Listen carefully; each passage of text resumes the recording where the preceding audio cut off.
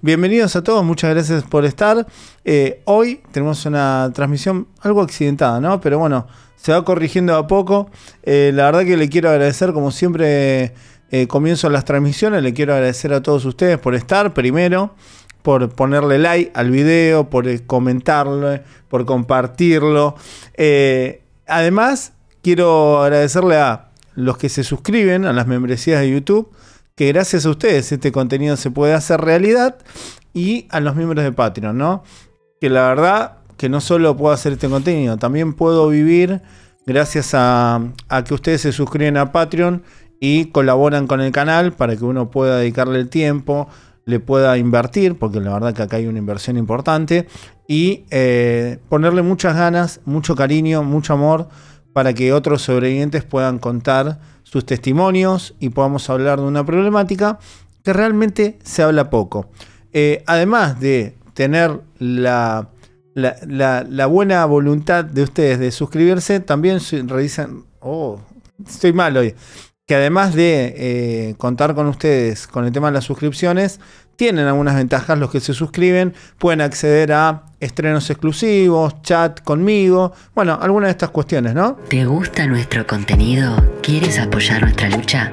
Suscribiéndote a nuestro Patreon, membresías en YouTube y Mercado Pago, podrás apoyarnos y acceder a todos estos beneficios únicos: contenido y streaming exclusivos, estrenos anticipados, chat directos con Pablo y mucho más.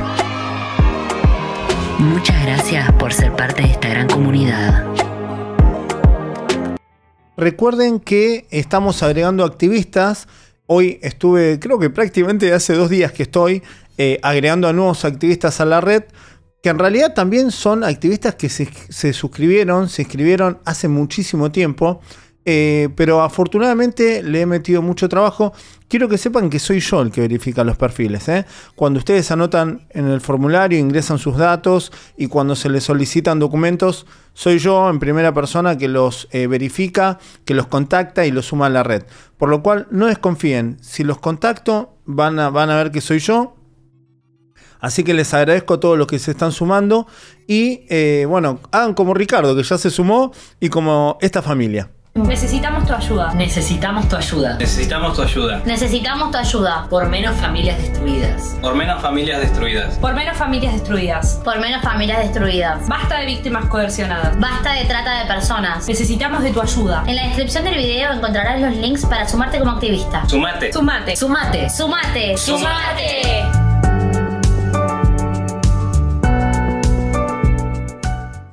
Sumate, siempre le voy a reprochar que yo no estoy en ese sumate. Bueno, aquí debajo tienen la dirección del Patreon, lo van a ver pasando durante la transmisión, y van a encontrar las redes sociales y demás.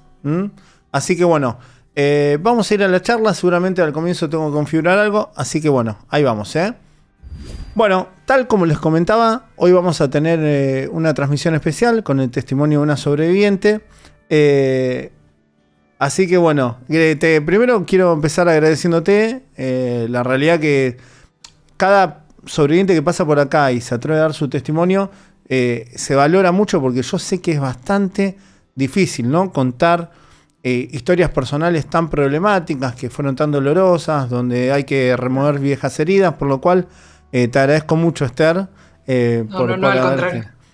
¿Cómo empieza tu historia? Contame, yo siempre empiezo así, yo sé que puede sonar reiterativo, pero la verdad que a mí me interesa conocer el principio de todo, ¿no? Porque muchas veces, bueno, la mayoría de las veces que tratan la problemática, nuestra problemática, se hace de forma amarillista, ¿no? Con tal de generar rating. Uy, ¿y cómo te sometieron? ¿Cómo te torturaron? No, chicos, yo la verdad que eso para mí es lo menos que quiero entrar. A mí me interesa ir sobre cuestiones básicas que pueden ayudarle a ustedes, a la gente que nos está viendo del otro lado, a poder identificar si fueron víctimas en algún momento de algún tipo de organización coercitiva, grupo o líder unipersonal, o tienen quizás algún ser querido que está pasando por esta situación y necesita ayuda. Entonces, es un canal como educativo esto, de concientización y educación. O sea, no esperen acá una entrevista normal, porque no son entrevistas estos, son charlas de concientización. Esther, contame, ¿cómo se dio, cómo era tu ámbito familiar cuando se dio esta captación y este inicio dentro de esta organización? Pues yo vengo de una familia que ha sido cristiana desde la generación anterior a mis papás. Entonces, ellos técnicamente ya estaban dentro de una organización coercitiva por su lado. Ellos se conocen dentro de una iglesia bautista, cristiana bautista, se casan y bueno, siempre fue algo un poco tormentoso, ¿no? Como que precisamente esos mismos valores cristianos muchas veces facilitan que haya abuso dentro de la casa, que en mi caso sí hubo. Mi papá siempre fue como emocionalmente, económicamente abusivo con todos nosotros, sobre todo con mi mamá. Nosotros llegamos a partir del 2005 más o menos a esta iglesia específicamente, pero ya de atrás veníamos de iglesias de antes, o sea, de toda la vida. Entonces yo crecí desde niña, me acuerdo que los primeros años no poníamos ni siquiera árbol de Navidad, ¿no? Porque eso ya era muy, muy pagano. Nunca creí en Santa Claus, cosas así, ¿no? Como que ya veníamos de esa línea y la captación, bueno, fue lo más fácil porque ya estábamos preparados. De hecho, en sí, Casa sobre la Roca, que es de lo que vamos a hablar hoy, era ligeramente menos conservador que de donde veníamos.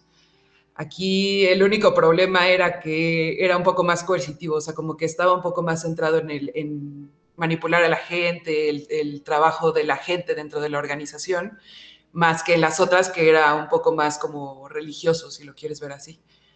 Entonces, está bueno lo que estás contando, porque vemos que habitualmente esto es como cualquier otra adicción, ¿no? Comienza con algo quizás pequeño, y muchas veces son esas cuestiones que van pasando de familia en familia, ¿no? De padre a hijo, que uno dice, no, porque tenés que creer en esto, ¿no? Cuestiones que uno a veces dice, che, ¿qué daño le puede hacer a un niño creer en Papá Noel, ponele, ¿no? O creer en los Reyes. Que a mí me gusta, o sea, yo lo hice con mis hijos porque lo tomo de una manera. Pero hay gente que tiene una mirada muy vinculada a lo doctrinal, ¿no? Entonces, hay cuestiones que realmente están hechas como para ir como dañando la racionalidad, ¿no? Sí. Esto empezó con estas organizaciones y después se pasó a esta. Pero ¿cómo fue esa primera etapa? No pasé directamente a esta en sí de la que vamos a hablar. ¿Cómo fue esa anterior etapa, la primera etapa? Que también veo que la sufriste, porque te la acordás bien. Sí, bueno, la verdad es que también a raíz como de este video traté de hacer un poco más de memoria porque incluso es un poco difícil reconocer como esto fue trauma para mí, como que ni siquiera lo pensaba en ese momento, para mí era relativamente normal. Obviamente sí sabía que era distinta, por ejemplo, a mis compañeros de la escuela, porque en ese momento iba a una escuela laica, entonces sí era como un poco raro, ¿no? Vos te veías distinta. Sí, siempre, a causa de esas pseudoprácticas, esas doctrinas y esas prohibiciones que te tenían hacia los niños, ¿no? Obligaban a los niños. ¿A qué tipo de práctica? ¿Qué era lo que te hacía ver distinta en el colegio y generaba esa especie de bullying? Porque la realidad ahora lo conocemos como bullying, pero ¿qué prohibiciones tenías? Bueno, para empezar, éramos cristianos, no católicos, ¿no? Que por lo menos en ese momento y en mi escuela, yo creo que era quizás una en todo el salón. Número uno. Y número dos, claro, pues no podía, me acuerdo que las mismas caricaturas que veían mis compañeros no las podía ver yo. Muchas veces películas, música, ir a casa de mis compañeros tampoco era muy buena opción, incluso ellos mismos. Me acuerdo que hubo una vez en la que hicieron una fiesta como del salón, y como que sí me invitaron, pero la mamá del compañero como que no sé qué le habrá dicho exactamente a mi mamá, pero ella misma me dio a entender que no íbamos a ir porque no querían que fuéramos por ser cristianos, ¿no? Y además conservadores, además de todo, ¿no? Como con cosas prohibitivas, no podíamos hacer lo mismo. En cuanto a comida y cosas así, la verdad es que no. Era más en cuanto a música, televisión. Incluso yo me acuerdo que cuando aprendí a leer, lo primero que aprendí a leer fue la Biblia.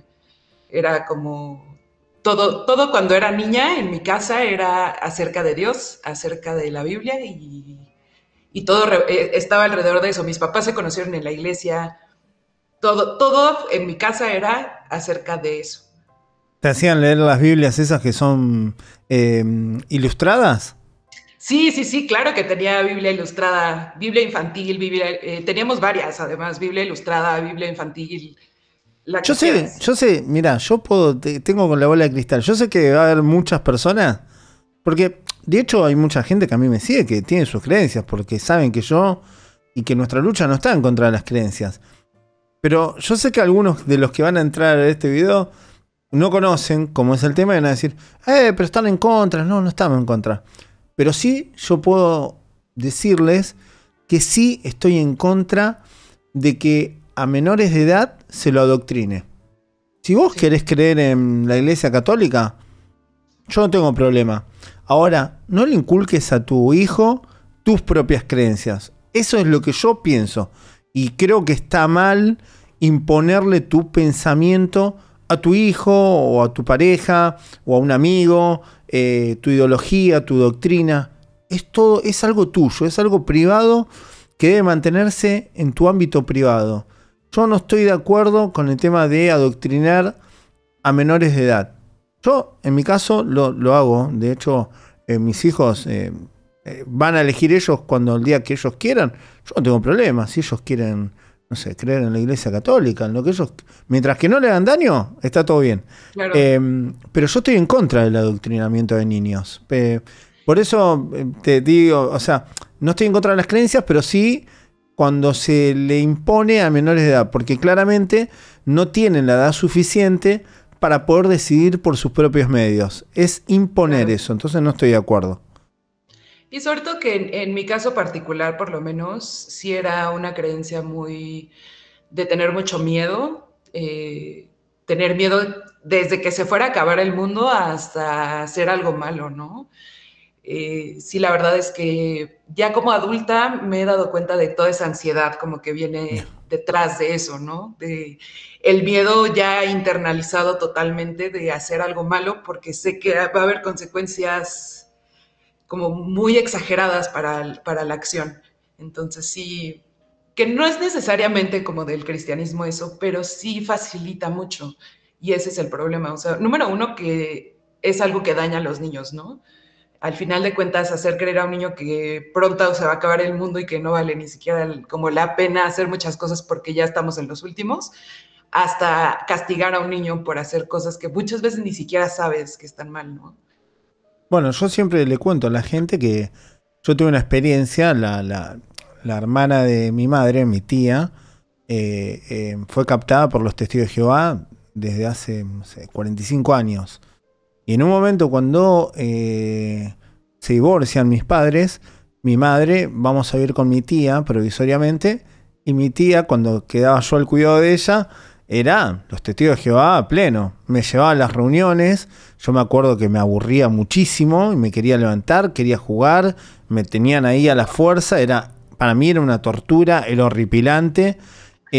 Aún hoy en día me da terror, tengo un recuerdo horrible de esos libros que me hacían ver, que eran libros ilustrados con muy lindos dibujos, pero que terminaba con la llegada al paraíso supuestamente, donde mi tía, yo le decía, y mi mamá no, se murieron todos porque se terminó. Y entonces, imagínate decirle a un nene, yo tenía pesadillas, las recuerdo, ¿eh?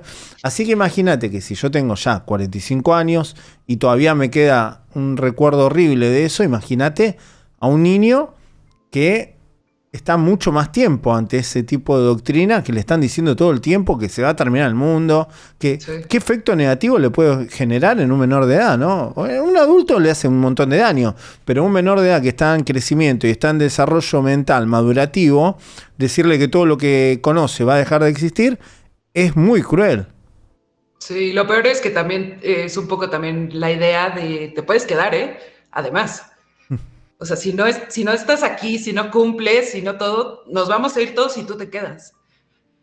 Solo y Sí, en el solo. infierno, porque Sí. no vas a ser parte de nuestro grupo. Entonces, te genera una presión constante por pertenecer, por estar al lado de ellos, y la realidad obedecer ciegamente, además. Es muy loco, pero lo que me estás diciendo, sinceramente, yo después no sé con quién hablé, porque lo que vos me decís hay peores. Tenías, con el tema de la ropa, también me imagino que tenías ciertos... Un poco sí usábamos pantalones y todo eso, no éramos tan conservadores. Mi mamá sí viene de una iglesia, mi mamá es de Chiapas, donde eran meramente pentecostales, de falda larga y todo. Nosotros sí éramos, en ese momento éramos algo más como bautistas. Sí nos permitían usar ropa, pantalón y demás, pero obviamente tenía que ser algo, pues que sí te tapara. Esa es otra cosa, que sexualizan mucho a las niñas en ese tipo de lugares. Entonces, era estar consciente también de pues que no se te vea, que no se te levante, ese tipo de cosas también. Justamente son muy patriarcales, ¿no? Hay mucho... es muy loco que justamente los que pecan de moralistas y demás, muchas veces son esos lugares donde cometen los peores delitos y abusos hacia las infancias, ¿no?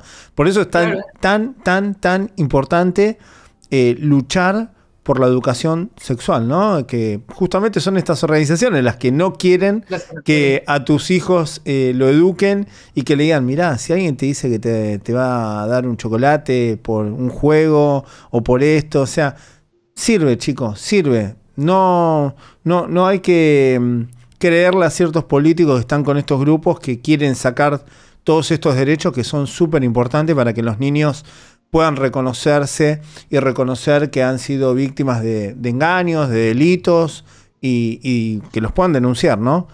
Entonces, partimos de la base que tu familia en general ya estaba envuelta en este tipo de doctrinas, ya había sido captada anteriormente, por lo cual no era muy difícil pasar al siguiente nivel. Yo lo que veo habitualmente es que esto, bueno, como cualquier adicción, se comienza por una droga blanda y se va pasando a un consumo más problemático, ¿no? De un consumo problemático, lo que le dicen hoy problemático, como para aligerar el tema, que no es tan ligero, se pasa a una droga más dura, más adictiva, que genera más dependencia.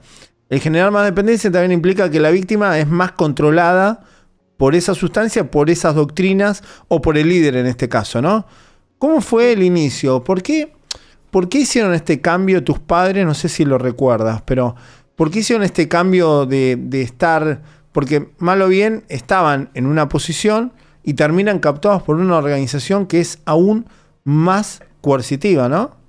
Sí. Yo lo que recuerdo es que en ese momento no teníamos una iglesia como tal, como que estuvimos brincando de repente como de iglesia en iglesia, y a mi mamá la invitaron a este lugar, que era un lugar enorme, además era en un centro de convenciones gigantesco, muy elegante, muy bonito, y te venden la idea que vas a ir a un lugar increíble. Yo siento que se querían parecer mucho a Hillsong, no sé si los ubicas. Ese tipo como de mega iglesia, un espectáculo, llegar y que te salude la gente, que te diga, hola, bienvenido, te abrazan, como que todo el mundo llega al principio y es wow, ¿no? O sea, e incluso te piden como tus datos para que alguien te pueda llamar y que puedan tener alguna reunión entre semana. Te van invitando como a ciertas cosas entre semana también, los domingos. Tienen clases para jóvenes, tienen clases al principio para alguien que quiera aprender más. Y te lo van vendiendo así, como una iglesia en donde todo el mundo es familia, donde todos somos amigos, donde hay un espectáculo padrísimo. A final de cuentas, sí duraban 3-4 horas los servicios, pero mucho era música, mucho era luces, mucho era espectáculo también. Entonces, nosotros llegamos, mi mamá es un poco más conservadora, como que sí trata de buscar un poco más la doctrina quizás de la iglesia. Mi papá nunca ha estado como muy convencido, entonces siento que a él sí le atrapó más eso, como es más entretenido que ir a una iglesia quizás tradicional los domingos, y así fue como ya todos empezamos a ir, que si lo ves como al principio es algo positivo, porque quizás mi papá no estaba tan metido en la iglesia y ahora sí, y ahora tienen clases para niños y tienen clases para adolescentes y cosas en las que todos podíamos participar, no era solamente mi mamá, y eso fue principalmente como que lo que empezó a atraparnos, que que hay alguien que te llama, que te busca, que te procura, con quien puedes platicar directamente. Y en esta organización específicamente, en ese momento, tenían algo que empezó en Colombia, que se llamaba el G12. Y esto era un líder que tenía 12 personas a su cargo, y a su vez esas 12 personas tienen a 12 personas a su cargo, y así se hace una pirámide. Entonces llegas y te unen a un grupo de 12 de alguna otra persona, en donde empiezas a ir y personalmente te están como que atendiendo. Pero también tienes líderes que puedes ver hacia arriba, que son casi como estrellas dentro de la iglesia. Entonces tienes como esa admiración por los de arriba y tú estás hasta abajo, ¿no? Entonces quieres ir tratando como de subir esa, como si fuera una estafa piramidal. Sí, claro, es lo mismo. Entonces es muy fácil atrapar a alguien con eso, ¿no? Pues está hecho para atrapar a la gente, a final de cuentas. Sí, es el éxito. Y esto, lo que vos comentabas, es como fueron como utilizando distintas estrategias más modernas para lograr encandilar y captar a mayor cantidad de víctimas, ¿no? Justamente con esto del aburrimiento, que todos eran iguales, ¿no? Todas las organizaciones coercitivas eran iguales. Hasta que vino un loco y puso 3 luces y una bola de boliche y dijo, yo puedo dar la palabra, ¿no? Con las lucecitas, una musiquita. Y también lo hicieron mucho para captar a gente, a nuevas generaciones más que nada, ¿no? Sí, a nuevas generaciones, a jóvenes, incluyendo talleres y temas vinculados a la sanidad para ocupar más tiempo, ¿no? Por lo cual, los jóvenes querían ir a bailar, se nos van, salen, escuchan otra música, conocen a gente del mundo terrenal, los podemos perder. Así le dicen. Hagamos un boliche acá, usamos la misma música, pero lo invitamos a tal músico y le ponemos una letra con doctrina. Entonces los tenemos controlados, no salen de la organización, lo tenemos más sometidos constantemente y con esto lo fueron bajando todo, ¿no? Talleres inclusive para parejas, donde hay un pastor que hace de una especie de psicólogo que da terapia sentimental, que no son psicólogos, no son nada, o sea, manipulan. Se disfrazan detrás de supuestas terapias, inclusive cursos de coaching dentro de estos movimientos, para imponer esta coerción psicológica al máximo nivel, ¿no? Entonces... Sí, y de hecho ellos tenían algo que le decían el encuentro, que era algo en lo que te mandaban al principio, era como el primer paso, digamos que vas un domingo y el siguiente paso es ir al encuentro, que era un fin de semana en donde era despertarte a las 7 de la mañana, desayunar, pláticas, comer, pláticas, cenar, dormir. Eso era todo, ¿no? Un fin de semana completo. Y dentro de esas pláticas, yo me acuerdo perfectamente que te pedían escribir. Me acuerdo, tengo muy grabado que era como un taller de inmoralidad sexual, ¿no? Entonces te pedían escribir si habías tenido parejas sexuales, si te habías masturbado, lo que quieras. Y eso, ya viéndolo en retrospectiva, es una técnica de lavado de cerebro, no es otra cosa. Es cansarte y además meterte en la cabeza ideas y que tú mismo vayas diciendo tus debilidades para que ellos posteriormente puedan usar eso en tu contra. Exacto. Y se le suma el tema alimentario, ¿no? El tema alimentario de los ayunos. Le meten mucho ayuno. ¿Por qué, chicos, los ayunos? Un desequilibrio hormonal, no estar bien alimentado, un desequilibrio hormonal, debilidad psicológica, debilidad física, te introducen las doctrinas más fácilmente, te someten más fácilmente y el tema de sacarte información. Con esa información lo que hacen no solo es información que se utiliza con fines extorsivos posteriormente, se utilizan para trazar una estrategia clara en pos de esclavizarte. Sí. Y también detrás de esa información no solo sacan información de las víctimas, sacan información de su núcleo cercano. Por lo cual puede terminar en, no sé, en que esa persona diga, no, porque mi papá, no sé, anda en esto. Ah, tu papá anda en esto. ¿Y quién es tu papá? Y es político. Mira, es político. Fulanito, vení. Entonces, es así cómo entran en la mente y cómo sacan datos terribles, ¿no? Yo hoy estaba agregando activistas y había gente que, sin saber que era yo, porque yo no digo que soy yo, porque si no me dan charla, me dice, no, pero ¿cómo te voy a pasar una foto de un documento de identidad? Le digo, pero esto es solamente el documento que diga tu nombre para ver que sos vos realmente, nada más. Imagínate darle acceso. Si hay personas que, no sé, de alguna persona que dice, che, no, mi documento yo no quiero que sepa el número. Imagínate que se metan dentro de tu cabeza, que conozcan tus secretos, porque vos se los decís, porque vos confiás. Es tenerte aprisionado totalmente. ¿Vieron cómo son esta coerción psicológica cuando ciertas parejas o a través de internet le sacan fotos íntimas a menores de edad o a mayores, pero se lo hacen, le sacan fotos con nudes y demás para luego extorsionarlo? Bueno, esto pero en una escala inimaginable, que es una escala terrible, imaginen. Y bueno, además, ¿cómo? Lo menos... Ay, perdón. No, ¿y cómo fue el proceso este de...? Porque ya vamos a llegar a esos retiros para profundizar. Sí. Pero no me quiero ir del tema cronológico, ¿no? Sí. Entraron, lucecita de colores, musiquita linda, los Hilson, donde intentan captar a famosos también, a gente reconocida. Tenía esta operatoria de apuntar a deportistas, famosos. Sí, ellos específicamente están apuntándole muy a la política. De hecho, en ese momento, en el 2006, hubo una visita de Felipe Calderón, que estaba haciendo campaña en ese momento, y fue a esa iglesia a dar una plática en donde los líderes de la iglesia fueron y le dieron la mano a Felipe Calderón, y muchos terminaron en la política también. De hecho, preparé una pequeña lista, no sé si la quieras oír más adelante, de algunos de los líderes y sus puestos políticos en los que terminaron después de estar en esta iglesia. Entonces, son gente que es comprobable esto. O sea, estamos hablando de gente que está, no vamos a tirar nombre por tirarlo, gente que está comprobado que era miembro de la organización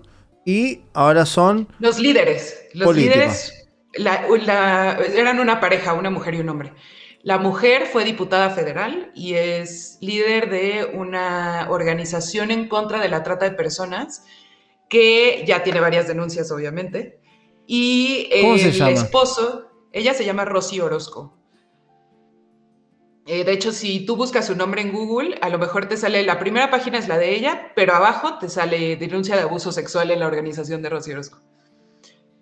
Entonces, y el esposo, que se llama Alejandro Orozco también, fue servidor federal también, y uno de sus hijos fue, aquí lo tengo, candidato para la alcaldía de Miguel Hidalgo en el 2018, o sea, que se lanzó para ser alcalde también. Y esos son los líderes, no nada más, la gente de abajo hay más todavía. Bueno, porque lógicamente lo que sucede después es que los van metiendo dentro de las organizaciones coercitivas, como se meten dentro del Estado, como si fueran una araña que va tejiendo su telaraña en todo.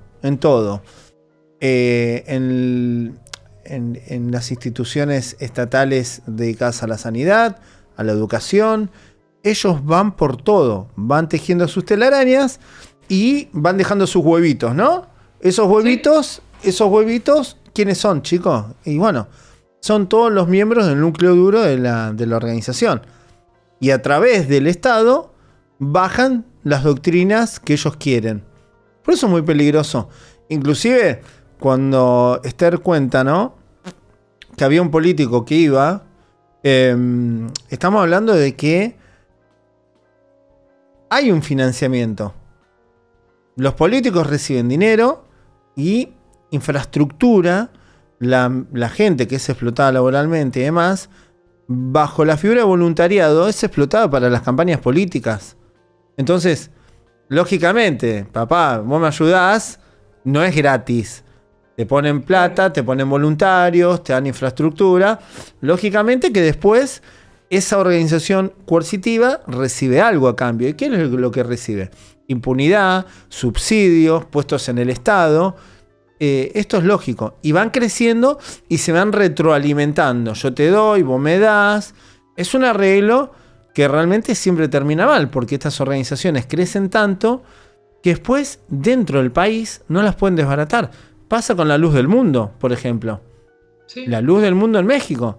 ¿Cómo es? En Estados Unidos fueron a juicio y en México todavía nada. ¿Me están jodiendo? ¿En México qué onda? O sea, sí. Es lógicamente que están todos arreglados, chicos. Y en Estados Unidos ya lo condenaron al tipo. Y hubo un arreglo ahí con los yanquis también.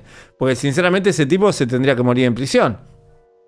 Entonces, ahí es cuando vos te das cuenta que están todos metidos en el mismo charco, ¿no? Sí. Y además, lo que comentabas también, en estas, bueno, digamos que estaban los de hasta arriba, ¿no? Y seguían los 12 de abajo y nosotros llegamos a uno de esos grupos de los 12. Y resulta que ellos específicamente, no sé muy bien por qué, pero eran todos actores de Televisa.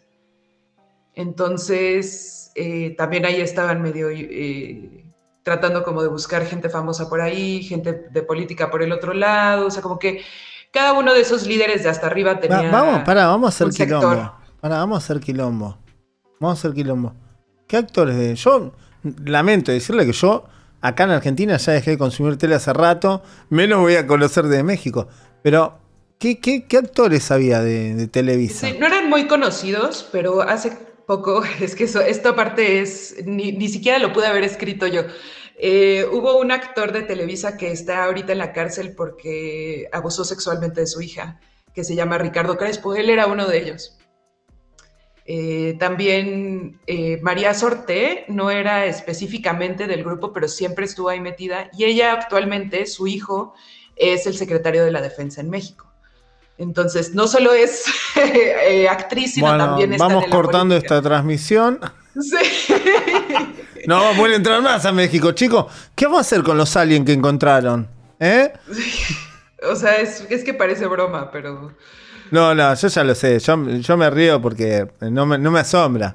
Por eso te estoy diciendo, Sí. tiremos nombre. Si total yo no estoy ahí en México. Sí. Bueno, a mí no me da miedo. Aquí, digo, Ricardo Crespo lo pueden buscar y está en la cárcel. A mí igual los que me siguen en mi canal ya saben que he puesto acá en la Argentina, he denunciado a todo el mundo, a presidente, vicepresidente, o sea, no, estoy acostumbrado. Pero decí los nombres, así, o sea, la gente entiende el poder que tienen, porque sinceramente cuando uno se calla y omite ciertas cosas, que estas cosas las vas a poder contar acá nada más. Pues sinceramente va a haber muchos medios que seguramente ven esto, porque a mí de México me levantan varios medios, de comunicación me levantan mucho, pero esto, mirá, si me estás viendo vos, periodista ¿a que no te animás a levantar esto? No lo vas a levantar, porque ya cuando uno dice, está metida, uy, ya está. Bueno, pasemos a otro tema, porque todos eligen esquivarlo.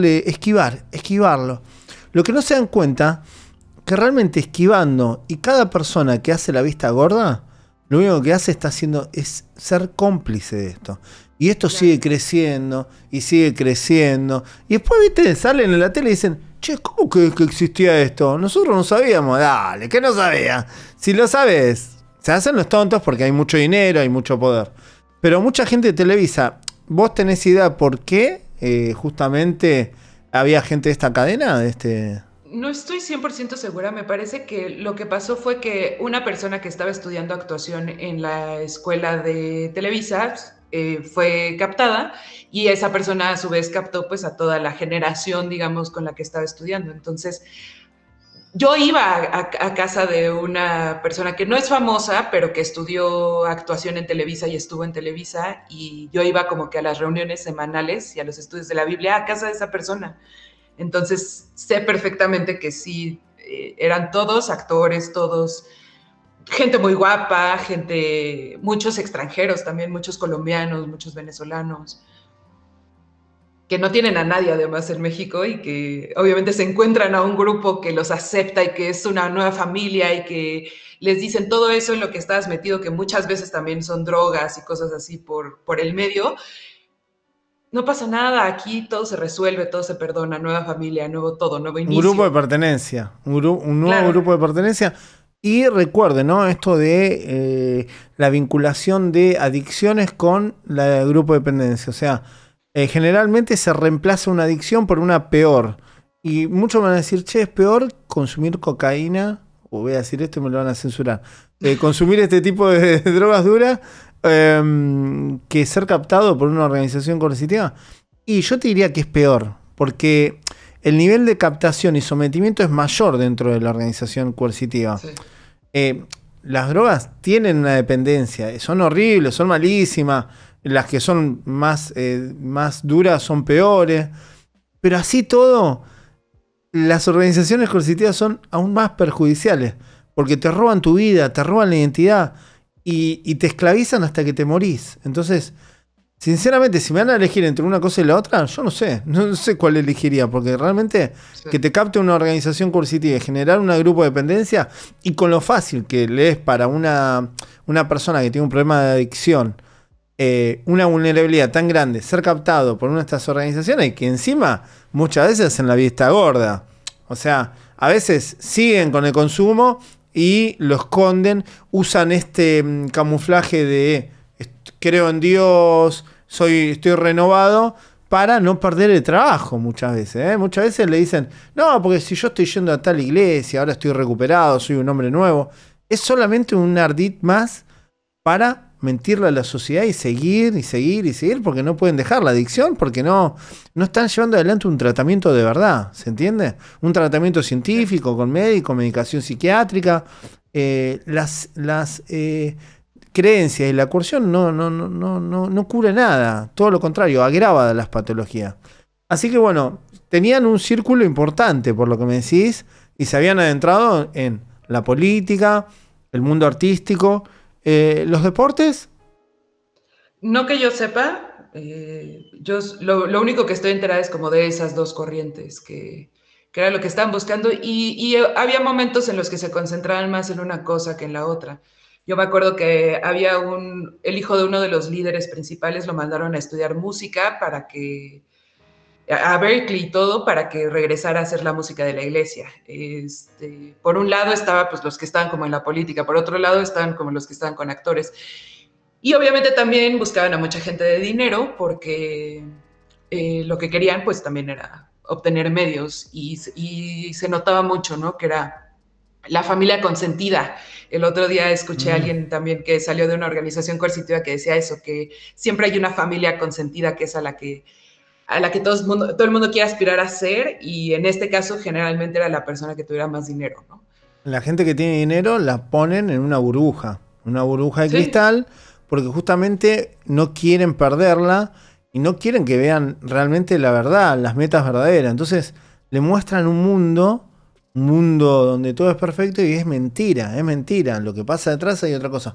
Pero más allá de todo esto, los fines recaudatorios más importantes de estas organizaciones es la explotación laboral. Sí. Y por lo que vos me había contás, explotación laboral ahí. el modelo, por lo que vos contás, el modelo es exclusivamente de explotación laboral. Trata de personas. ¿Cómo generaban el dinero? Claro, porque explotación laboral es trata de personas. Sí. ¿Cómo explotaban laboralmente a las víctimas dentro de esta organización? Bueno, para empezar, todo era toda la gente que estaba trabajando, que estaba poniendo desde las sillas hasta contando el dinero, tocando los instrumentos arriba, todo era gente de la iglesia. Entonces, parte también como de ir a un grupo cada semana era que te daban una tarea casi todos los domingos, o si había alguna reunión grande, en donde te podía tocar recibir a la gente, te podía tocar poner y quitar las sillas, te podía tocar ir a servir a un encuentro, que era ir a cuidar a la gente todo el fin de semana. Todo no había empleados en realidad. Todo el funcionamiento de todas las sedes, porque además eran más de una sede, había una sede principal y habían las otras 12 sedes de los principales líderes, era todo trabajo de la gente. Y era, para poder servir tenías que ir a un estudio todas las semanas y tenías que haber ido a un encuentro primero. Y, o sea, como que había pasos que tenías que seguir dentro de la misma organización para siquiera poder trabajar, ¿no? Y además, obviamente, también el tema de las ofrendas y los diezmos era importantísimo para ellos. Ellos se manejan por algo que se llama la doctrina de la prosperidad, que es, tú le das a Dios, Dios te da de regreso, ¿no? Entonces, si no diezmas, ¿cómo esperas que Dios te bendiga con dinero si no le das dinero, ¿no? Yo lo de siempre, no entiendo cómo un tipo que creó todas las galaxias necesita tu diezmo para llegar a fin de mes. La verdad no lo entiendo. Claro. Dios se debería crear un Patreon. Sí. Bueno, pero algo a cambio, ¿no? Hablando en serio, si quieren se pueden sumar a nuestro Patreon para ayudarnos, pero que no creamos galaxia, pero ayudamos de verdad. Con respecto a la trata, yo quiero hacer la aclaración de siempre, que lo hago cada vez que toco este tema, para que la gente comprenda. Es lo mismo si este contexto que está explicando Esther se da dentro de una religión verdadera, ¿no? Una religión donde no haya coerción psicológica, donde no haya enriquecimiento ilícito, donde no haya metas ocultas, metas personales, donde no haya todo esto, es voluntariado, no tiene nada de malo. Que a vos te dicen, por ejemplo, en la red Libremente, ¿no? Nuestra red de activismo. Nosotros tenemos una plataforma de Workspace donde tenemos tareas creadas, ¿no? Entonces, los activistas entran ahí y en el tiempo que ellos quieren, cuando quieren, se autoasignan algo, no sé. Crear un folletito que diga tal cosa. No sé, el que quiere lo agarra, el que no quiere no lo agarra, está ahí. Ahora, es muy diferente que yo le diga a todos, vos querés pertenecer a la red Libremente, vos tenés que agarrar todas las tareas, me las tenés que hacer todos los días, tenés que hacer una, y esa tarea, en realidad, yo la vendo. O sea, es un diseño que yo lo lucro, que lo comercializo, y un yanqui o un europeo me manda los dólares y los euros a mí, y yo me los quedo en mi cuentita personal. O sea, ahí tenés un lucro que es con fines personales, no es para el fin que existe la red Libremente, que es generar concientización, prevención, ayudar a las víctimas, que no hay un lucro, y que si el día de mañana tendríamos una personería jurídica que tenemos que lucrar para juntar recursos, para pagar los folletos, pagar las pancartas y demás, va a ese fin, no va a la mansión del pastor, no va a la universidad de Estados Unidos del hijo del pastor, no va a viajes a Europa, no va al auto importado, no va a la 4x4. ¿Se entiende la diferencia? Si te compras una propiedad y la pones a nombre tuyo, no es lo mismo que los templos estén a nombre de la organización a que lo ponga en su cuenta personal. O sea, cuando hay enriquecimiento ilícito, hay una explotación laboral, eso es trata de personas. Y cuando hay coerción. La coerción es cuando te obligan y te dicen, vos tenés que hacer esta tarea, para vos estás más cerca de Dios. Si vos no lo haces... Ellos decían, perdón que te interrumpa, ellos tenían un dicho que decía, el que no sirve, no sirve. O sea que si no servías en la iglesia, pues no estabas haciendo parte de tus obligaciones. O sea, eso es parte de pertenecer a la iglesia y parte de estar bien con Dios, era también servir en la iglesia. Tenías que buscarle ahí lo que tú quisieras, pero tenías que servir. Y lo que dicen, servir, ¿no? O sea, si vos no servís, no servís. Valga la redundancia. Pero, no sé, nosotros en nuestra red, todos sirven para algo. O sea, en el sentido de que también es menospreciarlo, ¿no? Decir, vos no servís para nada. Si vos no le servís al pastor o no vas a limpiar la casa del pastor, no servís. No vas a estar cerca de Dios, no estás sirviéndole al enviado, al profeta. Entonces, eso es coerción. Eso es coerción. Entonces, es una manera de someter y esclavizar, lucrar, porque claramente, si vos haces todo eso para obtener recursos propios, personales, esa gente debería recibir un sueldo. El que te está ayudando a organizar todo debería recibir un sueldo. Es lo mismo cuando denuncié el arte de vivir, ¿no? Al arte de vivir de Ravi Shankar. El tipo que hacía, el tipo captaba a las víctimas, le sacaba un montón de dinero en cursos y después las obligaba a trabajar para él de forma gratuita. Entonces, el tipo tenía un montón de filiales en todos lados para enseñar a respirar, que es muy difícil respirar, y a meditar, y el tipo le cobraba, la plata iba para Ravi Shankar, y los pobres instructores no cobraban un mango, o le daban 2 pesos, ponían la casa, alquilaban los locales, se encargaban. Es el negocio perfecto, chicos. Y encima estaba inscrito como culto. No como culto, como algo sin fines lucrativos, una fundación. No estaba inscrito como una escuela donde, ponele, te enseñan taekwondo. Y vos pagás el fisco, pagás la factura, pagás todo. Era como una fundación que estaba exenta de impuestos, un delirio. Entonces, bueno, ya ahí ya vemos la trata de personas, los obligan. ¿Qué fue lo más loco que viste con respecto a la explotación laboral ahí dentro? En realidad no te podría decir como tal. ¿No tenían sirvientes en la casa del pastor? Que yo supiera, no. Pero porque nunca íbamos a casa de ellos. O sea, la única vez que yo fui a casa de ellos o que supe dónde vivían fue ya cuando nos fuimos, porque hubo ahí un rompimiento, ¿no? En el que se nos llamaron a toda la gente que iba a esa sede y les dijeron, bueno, pues sus líderes se fueron. Entonces, de hecho, le hablé a mi mamá ayer para preguntarle si ella se acordaba un poco más y me dijo que nos regañaron a todos, ¿no? Entonces, sí vivían en la zona más cara de México, eso sí te puedo decir. También te puedo decir que su hija estudió en Europa y también, o sea, eso sí, claro que sí. Que yo viera gente trabajando en su casa como tal, no. La gente que trabajaba en las sedes, en las iglesias y en todo, eran voluntarios, eso sí. Y también había un retiro me parece que era un mes, que era para jóvenes, de hecho yo fui a ese retiro, en el que quienes servían ahí, pues obviamente también era voluntario, o sea, había gente que te estuvo cuidando un mes que no cobró ni un peso por estar ahí. Igual yo quiero aclarar esto.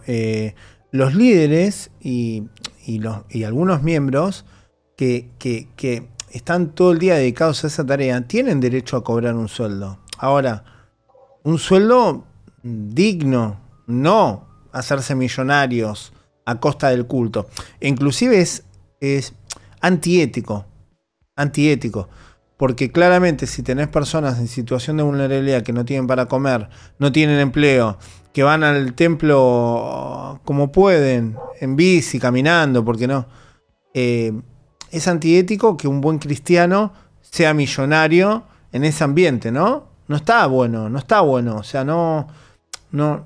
O sea, lo que te dice la Biblia y lo que debería ser un buen cristiano, en este caso no lo estarían demostrando.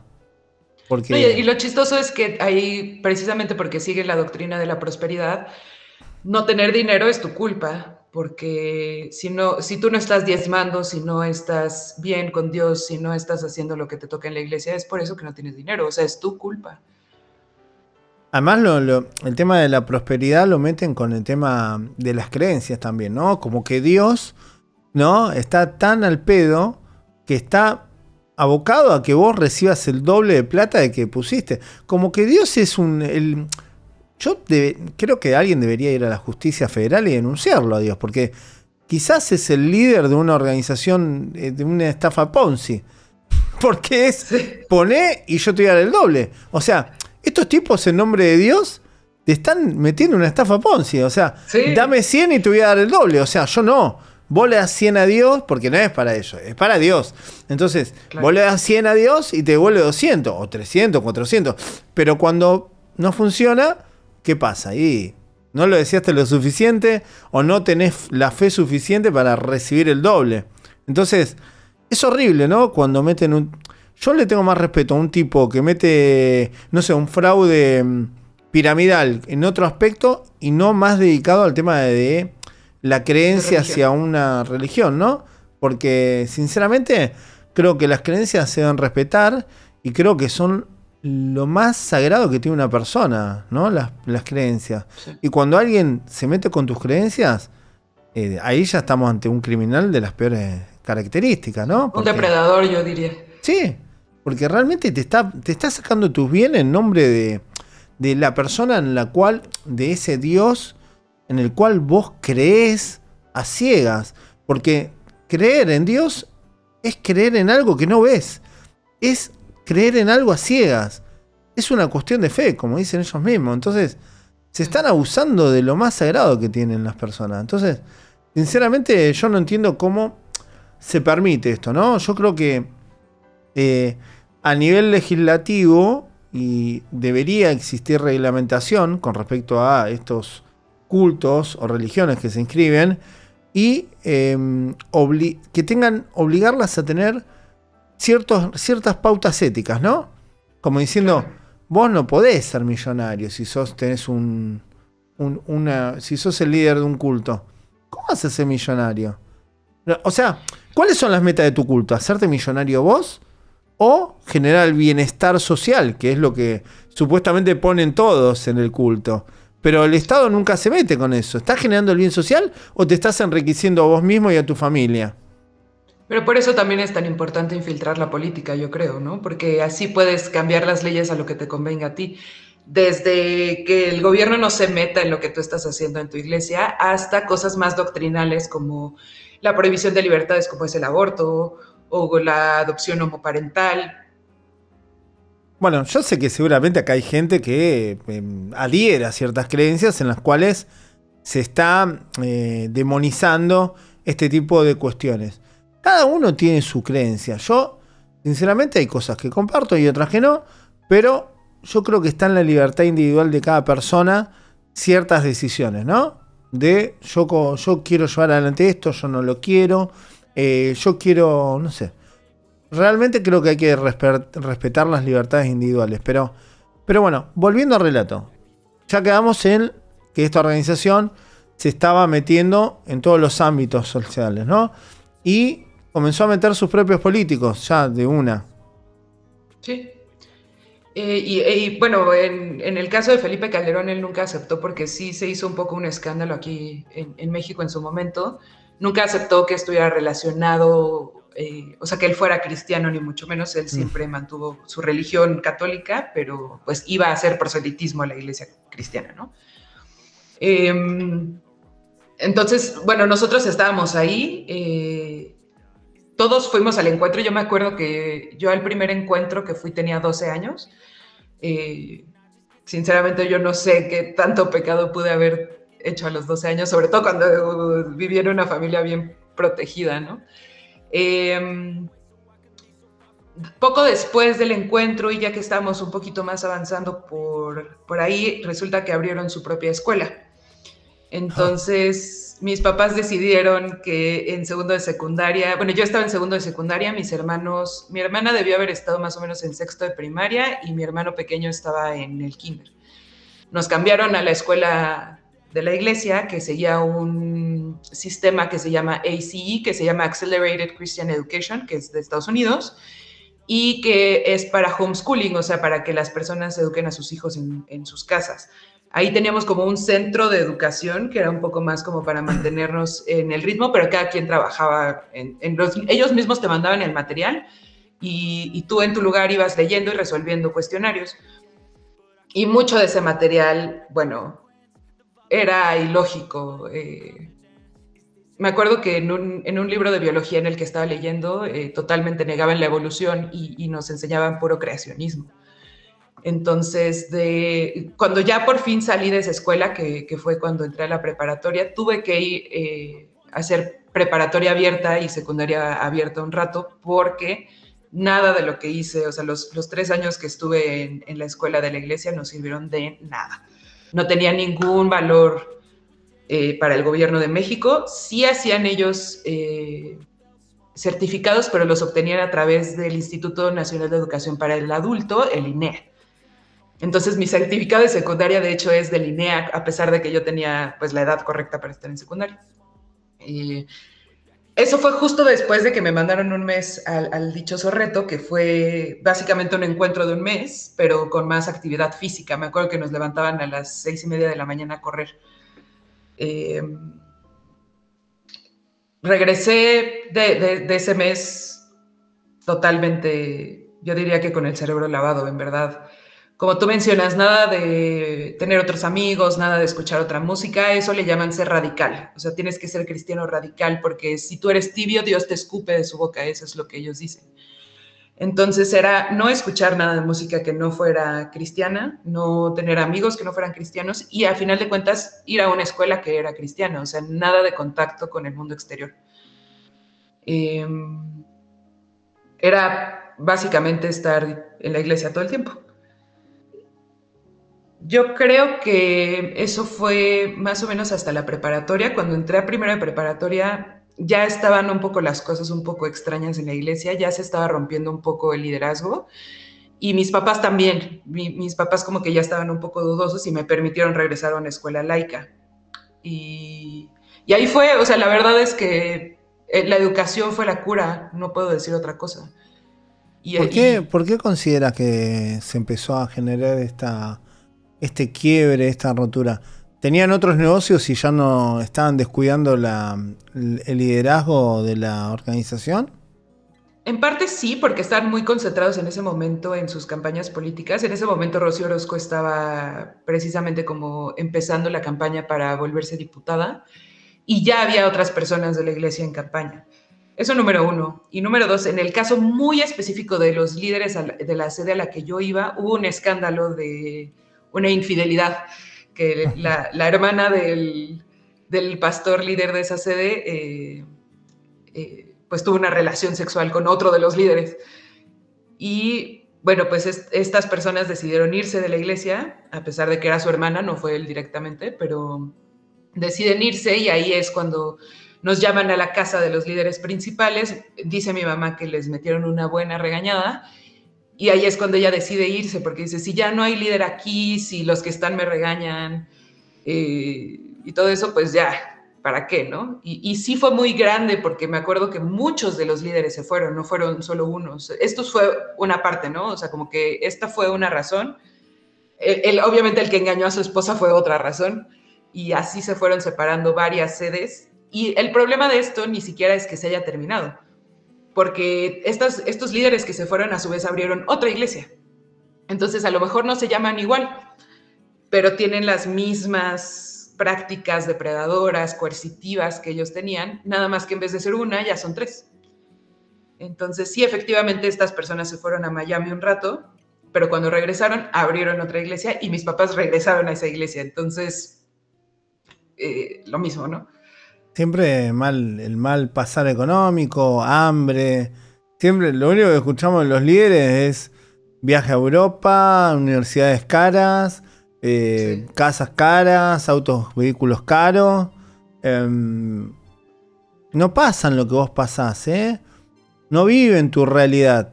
Ellos viven en su mundo. Trajes de mucho dinero, reuniones con los políticos, gobiernan. Detrás del telón son ellos, sí, los que gobiernan. No es lo que vive la gente, ¿eh? O sea, la gente piensa que esta gente, los siervos de Dios, ¿viste? Que son sagrados, de que es gente honesta. No, lo que ven ahí es otra cosa. Ya cuando ves a un pastor con mucha plata arriba, ya, chicos, salgan corriendo. Porque es como yo le digo, se contradice con lo que enseña la Biblia. Y yo no soy creyente, pero conozco. Se contradice. Si ustedes ven un pastor con un pedazo de reloj, unas botas caras, un buen traje, yo no digo que tengan que ser tampoco vivir en la calle. Pero ellos son los que tienen que promover otro tipo de enseñanza, supuestamente. Entonces, si vos estás viendo que el tipo ya anda en una 4x4, un auto importado, tiene un Rolex, o tiene un... Ya eso es un buen síntoma para que salgas corriendo de ahí. Salís corriendo de ahí, porque te está engañando. Te está engañando. Y justo lo que decías, que a lo mejor no eres creyente, pero que sí sabes, yo creo que es precisamente lo que ellos no quieren. Sí te dan muchos estudios de la Biblia, muchos libros, pero era material que ellos mismos traían, muchas veces incluso de Colombia, de G12. Y estaba revisando una de las devocionales que le decían, o una agenda, que son las que te ponen como que para que leas la Biblia en un año. Y el problema de eso es que te saltan ciertas partes o te ponen ciertas partes en otras. Entonces, tú nunca te das cuenta de en realidad lo que te está diciendo, ¿no? O sea, como la historia continua, sino que te dan partes solamente, partes e interpretaciones. Y así es como te dicen, es que esto es la palabra de Dios, ¿no? Pero es solamente una línea de... Igual, sinceramente, no conozco a nadie. Bueno, debe haber alguien, pero yo no conozco a nadie que haya hecho una interpretación de la Biblia 100% adecuada. O sea, cada persona que la agarra la interpreta a su lado, ¿no? Como los testigos de Jehová que sacaron tantos disparates que le prohíben hacer un montón de cosas como recibir una sencilla transfusión de sangre para salvar la vida. Entonces, o no comer, no sé, morcilla, que esté, no sé, tonterías. ¿Qué vos decís? ¿Vos te crees que Dios estaba tan al pedo para, no sé, sinceramente, bueno, yo hay cosas que no las creo, pero la Biblia, yo la verdad, sinceramente no creo nada de eso, porque lógicamente la escribió un ser humano y ya al escribirlo a un ser humano ya te das cuenta que está totalmente desvirtuado todo, ¿no? Porque el ser humano tiende a desvirtuar para tener poder, para esclavizar, para manipular. El ser humano es de esa condición, chicos. O sea, y sobre todo que yo siento que la Biblia también es un documento que tiene un contexto histórico. O sea, no puedes venir a decirme 2000 años después que las mismas cosas que a lo mejor aplicaban en ese momento aplican ahora. Y número dos, muchas cosas que eran específicas de ese contexto histórico, o sea, incluso metáforas, cosas así que se infiere que el lector va a saber de qué se está hablando porque tiene que ser leído dentro de un contexto histórico específico. Entonces, 2000 años después ni siquiera entendemos las alegorías, no entendemos lo que querían decir y no aplica tampoco. O sea, aunque entendiéramos todo, no aplica. Imagínate que, no sé, 2000 años después de esto alguien vea, capaz que no entienden algún modismo, algo que yo estoy diciendo, no entienden, no lo logran interpretar. Bueno, ahora ya hay mucho conocimiento que va quedando guardado y se puede interpretar, pero de aquella época, que no hay tantos registros, hay, pero no son tan exactos como lo puede ser ahora con internet, con estos archivos que pueden quedar guardados, que vos te pueden ver a las personas, ¿no? Y que hubo 2000 años de manipulación. Claro, también, hubo ¿no? O sea, claro, de que lo tradujo mal ya. Quiso decir esto, no, porque inclusive dentro de la Biblia hay hechos que lo han puesto como para bajar lineamientos para ordenar a la sociedad. Que la sociedad era un quilombo en esa época y era un viva la pepa, hacían cualquier disparate, entonces era, no harás esto, no harás aquello, porque era difícil mantener el orden. No había una estructura social como es hoy en día. O sea, era una manera de mantener a raya a la gente de que no cometa ciertos crímenes, delitos aberrantes, o mismo, no sé, consumir distintos tipos de alimentos, quizás porque generaban enfermedades, o llevar adelante distintas prácticas que eran perjudiciales por alguna enfermedad que ellos desconocían, pero sabían que les hacía mal, que se enfermaban, se contagiaban. Entonces, sinceramente, es alguien que escribió y trató de bajar línea de alguna manera. Yo sé que algún creyente, si me escucha decir esto, se va a enojar conmigo, pero bueno, tómenlo como mi opinión personal. Yo no les voy a discutir. Ustedes quieren creer que hay alguien que le dictó, que Dios le creyó, y bueno, y el otro lo escribió, y que bajó con las Si ustedes quieren creer en eso y son felices, está perfecto. Esta es solo mi opinión personal. Pero bueno, entonces se empezó a desbarrancar esta organización. Sí. ¿Ustedes en lo personal nunca vieron nada? ¿Nunca se dieron cuenta de nada? Digo, en retrospectiva, claro que sí, ¿no? O sea, sí me doy cuenta que me lavaron el cerebro más de una vez, sí me doy cuenta que había abuso... Para, con el diario del lunes somos todos vivos. En ese momento te estoy diciendo. ¿Cuándo? Quizás me un poco más, pero en ese momento... ¿Y cuándo te diste cuánto? Porque ahora sí, hubo tanto, sí. Pero ¿cuántos años tardaste en caer, en darte cuenta de que habías sido víctima de distintos delitos como los que estamos hablando? Como adulta. Yo actualmente tengo 30 años. En ese momento fue más o menos de cuando tenía 12 a cuando tenía más o menos 18, más o menos. Yo creo que quizás cuando tenía 26 me di cuenta, o sea, más de 10 años después.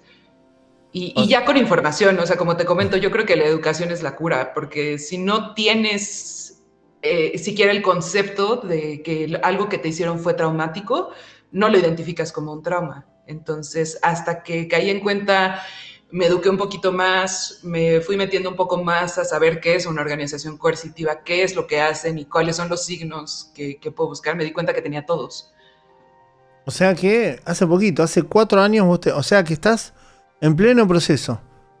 Sí, y sí, cuando vos te diste cuenta de todo esto, lo más doloroso es darte cuenta que ya todo lo que te hicieron le salió gratis, porque hoy en día recurrir a la justicia ya está. No, aparte no es ilegal, no. Si yo voy y le digo a alguien más, pues no me hicieron nada.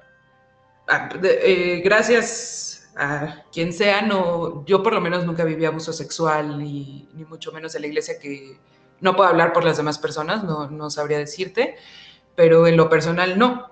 Entonces, como no hubo abuso sexual ni físico, pues... ¿Y no fuiste, en tu caso particular, no fuiste víctima de explotación laboral? Sí servía en la iglesia y sí me ponían pues a recoger sillas, a volverlas a acomodar, iba a clases en las mañanas antes de la iglesia, iba a una clase antes y todo lo demás, pero pues como era relativamente joven, en realidad no, siento que no estaban tan centrados en mí. Me acuerdo que lo que sí me decían siempre mucho es que yo tenía un llamado muy especial, que yo iba a hacer cosas muy grandes en esa iglesia, ¿no? Y en ese, ya ahorita en retrospectiva yo puedo ver que era más como para convencerme de seguir en el camino, de no desviarme, que otra cosa. Entonces, se centraron mucho en mis papás, sobre todo yo creo que en mi papá, porque era el del dinero, en realidad, y creo que le perdonaban también mucho abuso, ¿eh? Ellos sabían perfectamente que él abusaba emocionalmente de nosotros, que abusaba en cierta forma también físicamente de nosotros, y se le perdonaba. Incluso a mí lo que me dijeron en algún momento cuando llegué a decirles, oigan, pero es que esto no está bien, o sea, no es normal que mi papá me grite porque se me cae algo, ¿no? No, es que es tu papá, él es tu autoridad y él es la cabeza de tu casa, y tú tienes que obedecer las reglas que te ponga tu papá. Entonces la que estaba mal era yo por quejarme y por creer que era abuso, ¿no? El que estaba bien era mi papá porque él es hombre, cabeza de familia y el del dinero.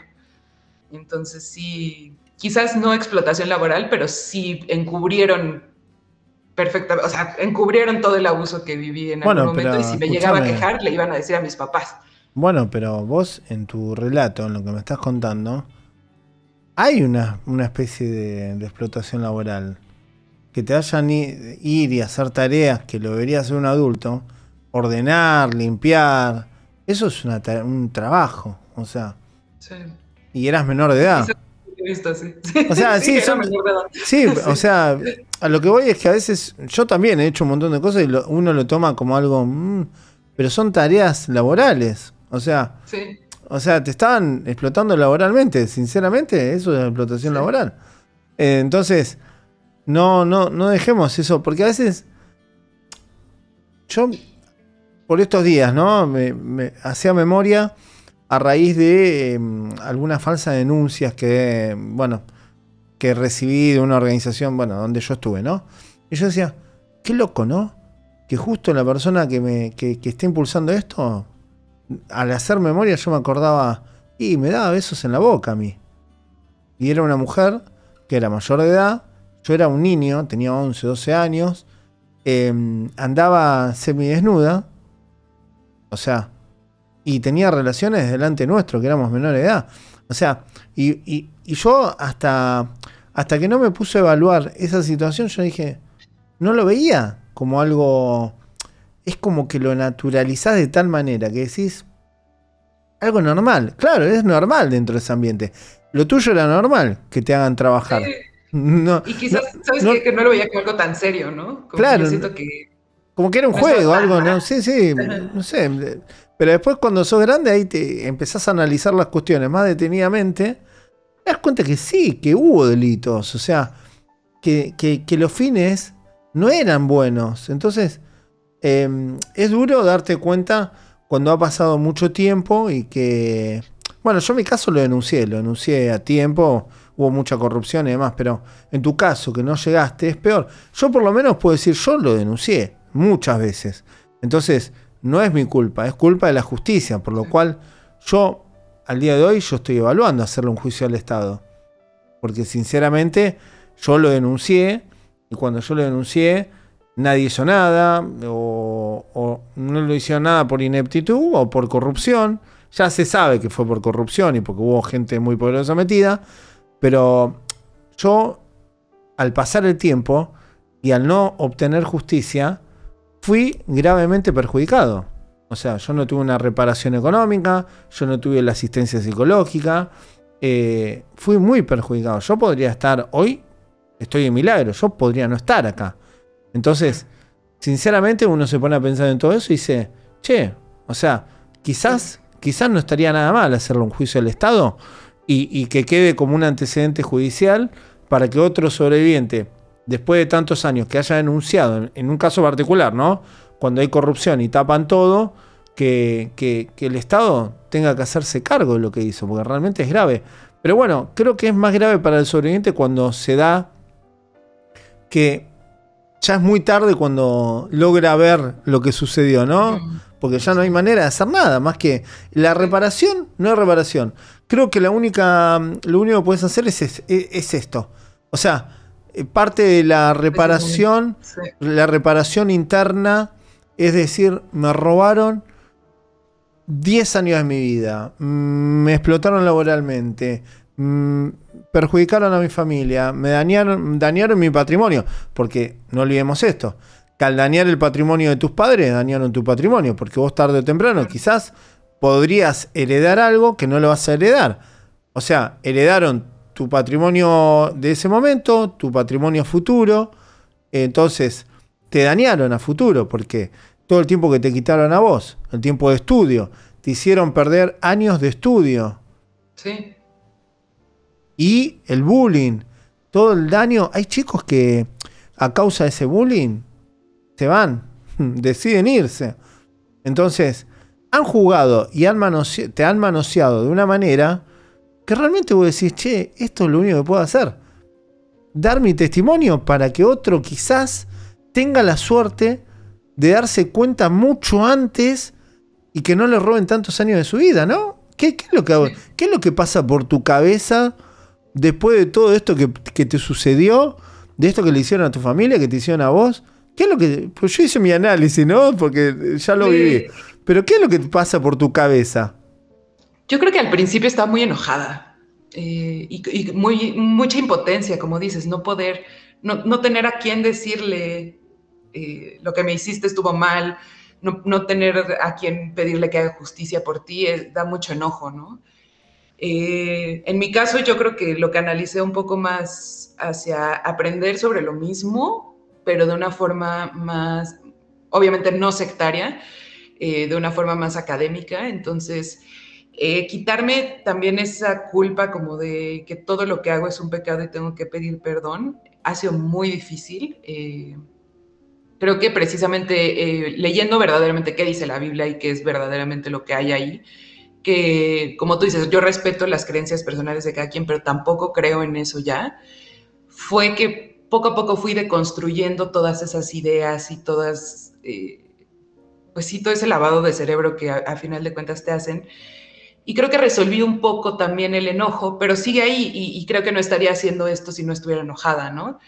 Creo que también es importante sacar la información que yo tengo y que ya conozco, para que a lo mejor no es la misma secta, pero sí hay muchas, y ahorita está muy de moda la secta cristiana tipo Hillsong, tipo carismática neopentecostal. Entonces, quizás que la gente sepa también reconocer un poco qué es lo que está pasando y decir no, o sea, aprender a poner un límite y a no dejar que te manipulen de esa forma.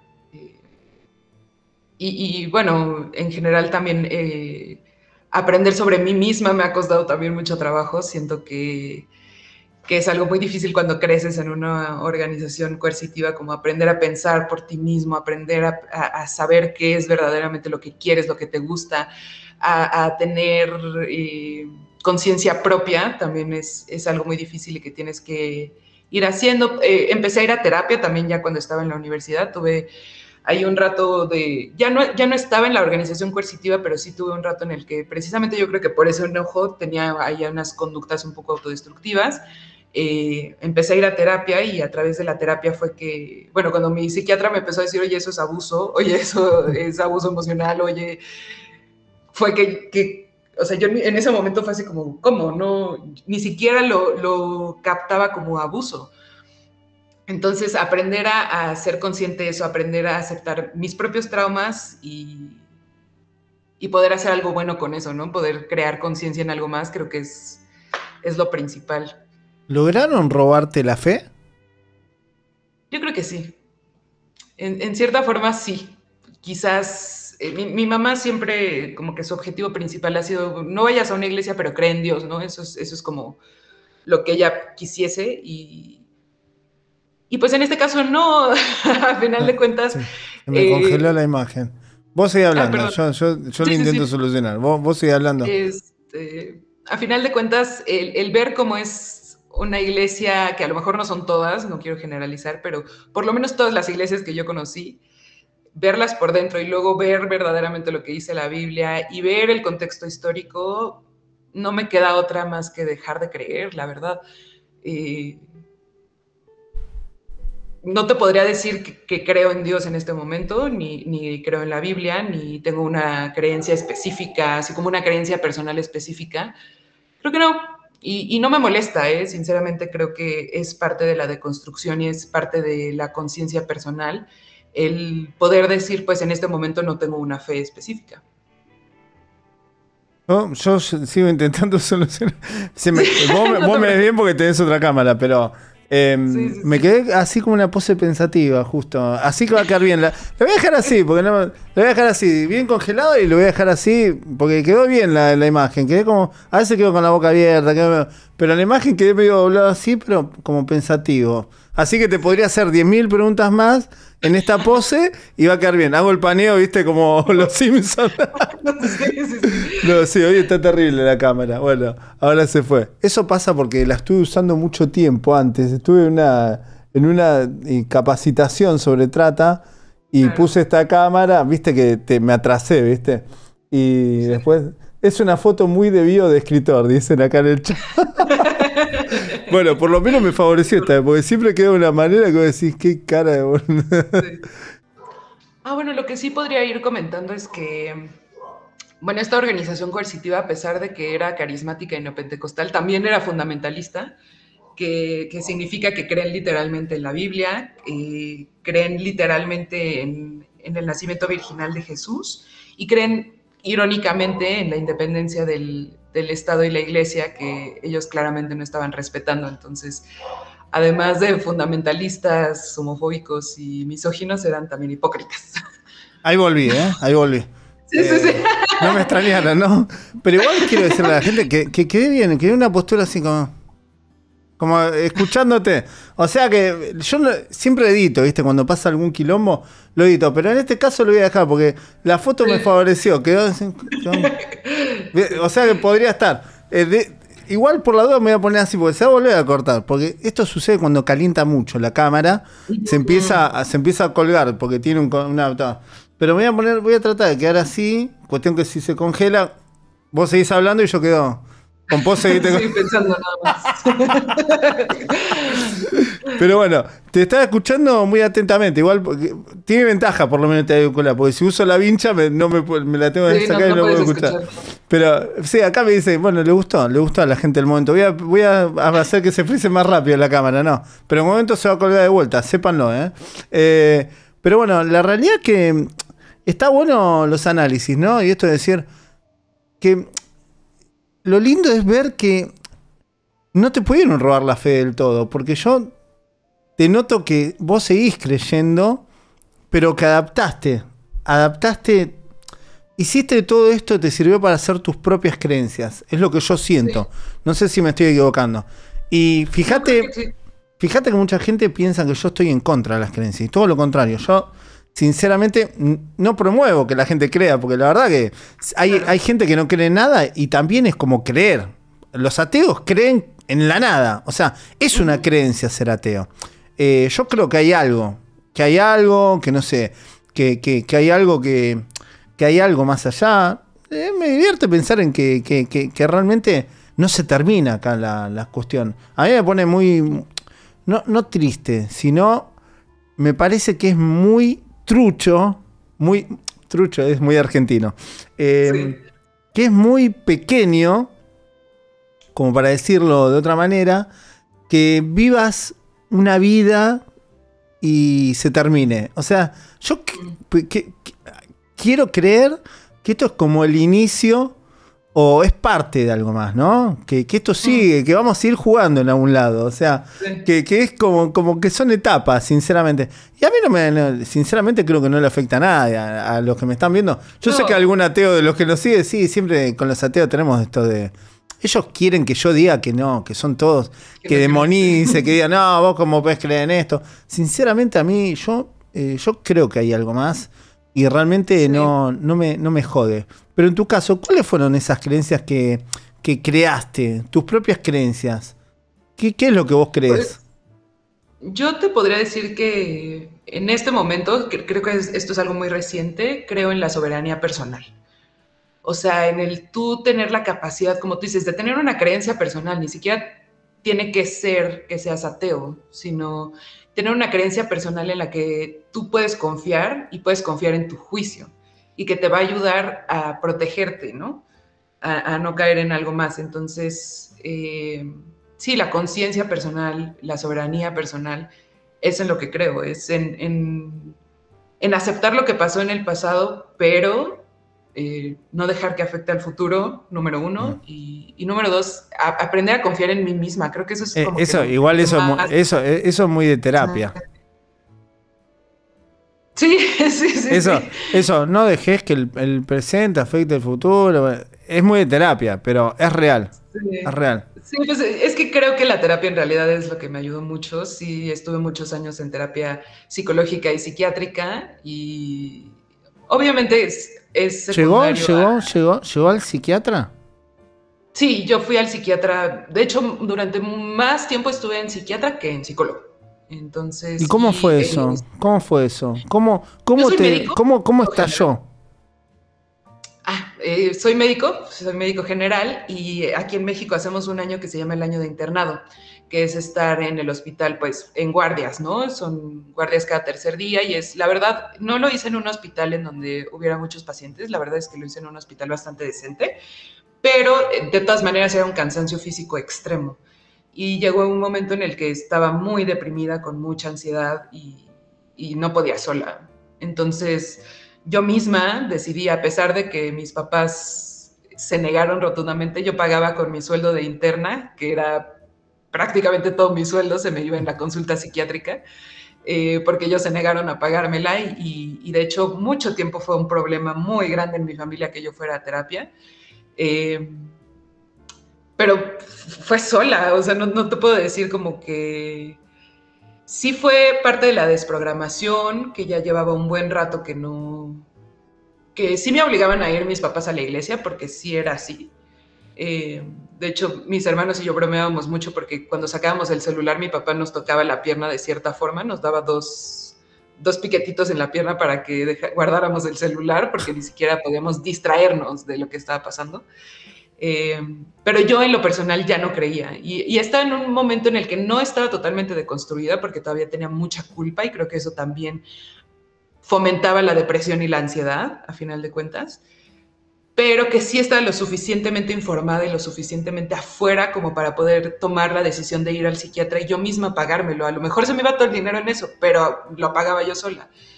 Y así fue básicamente como fui al psiquiatra. Fue por mis antecedentes de conocer psiquiatras y por tener por primera vez la oportunidad de tener dinero propio también, porque esa fue la primera vez que en realidad trabajé y alguien me pagó por hacerlo, ¿no?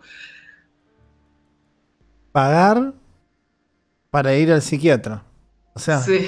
trabajar para ir al psiquiatra. O sea, es increíble. Pero justamente hoy en esa charla con referente de Latinoamérica le decía, ¿no? Esto de que las víctimas que luchan por justicia por culpa del Estado ausente, porque si el Estado estaría presente, estas organizaciones no existirían o serían desbaratadas a tiempo, terminan teniendo que invertir tiempo de su vida para lograr justicia. Recursos propios, trabajar para poder salir adelante, pagar una terapia, es carísimo. O sea, el Estado ni siquiera asiste a las víctimas. Entonces, sinceramente es un trabajo muy sacrificado. Bueno, trabajo no es sacrificar tu vida directamente, ¿no? Pero ahora lo que me suena raro, ¿por qué tus padres no te quisieron ayudar y colaborar con el tema del psiquiatra? O sea, cuando vos me hablás de tus papás, o sea, hay cosas que no profundizamos, ¿no? Pero noto como no sé, no quiero, pero No te preocupes. como un desamor, o sea, como una desvinculación, un desapego, no sé cómo fue no profundizamos en esto, pero Uh-huh. ¿Cómo va el tema de tus padres? Yo creo que también es parte de esa doctrina que les fue inculcada, Sí. ¿no? El tema de Sí, ser malos efectivamente. o buenos padres. Sí, no solo de ser buenos o malos padres, sí tienen mucho eso y además para ellos ser un buen padre es corregir a tiempo a tu hijo y eso incluye abuso físico. Entonces esa era una. Número dos, a ellos se les juzgaba en la iglesia por las cosas que hacíamos nosotros. Incluso hasta hace poco, el que yo fuera distinta, el que me hubiera deconstruido, el que fuera a terapia, era para mis papás algo de vergüenza dentro de la iglesia. Y que era, me acuerdo que ya en la segunda, digamos, en la segunda secta, que fue ya cuando se separaron los líderes y abrieron su propia iglesia y mis papás fueron a esa, le decían a mi mamá, oye, ¿qué onda con tus hijas? Que éramos mi hermana y yo las mayores. No se ven muy cristianas, ¿eh? Y eso no nos lo decían a nosotras, se lo decían a mi mamá. Entonces ahí va una. Y número dos, dentro también de la doctrina, no creen en los psicólogos y en los psiquiatras. No tendrías por qué tener depresión y ansiedad si estás bien con Dios. O sea, si tú tienes depresión y ansiedad es porque no estás haciendo bien las cosas con Dios. Y estar separada de Dios es lo que te lo está causando. Entonces, ¿para qué vas al psicólogo o al psiquiatra a gastar dinero si en la iglesia te lo van a resolver? Lo que tendrías que hacer más bien es ir más a la iglesia, diezma más en todo caso. Entonces esa era como la gran negativa de mis papás hacia la terapia, que está en contra de su doctrina. Tus padres Y sí, te responsabilizaban. Te responsabilizaban de lo que te sucedía por haber abandonado la creencia. Sí, y a su vez a ellos también los responsabilizaban de las cosas que yo hiciera.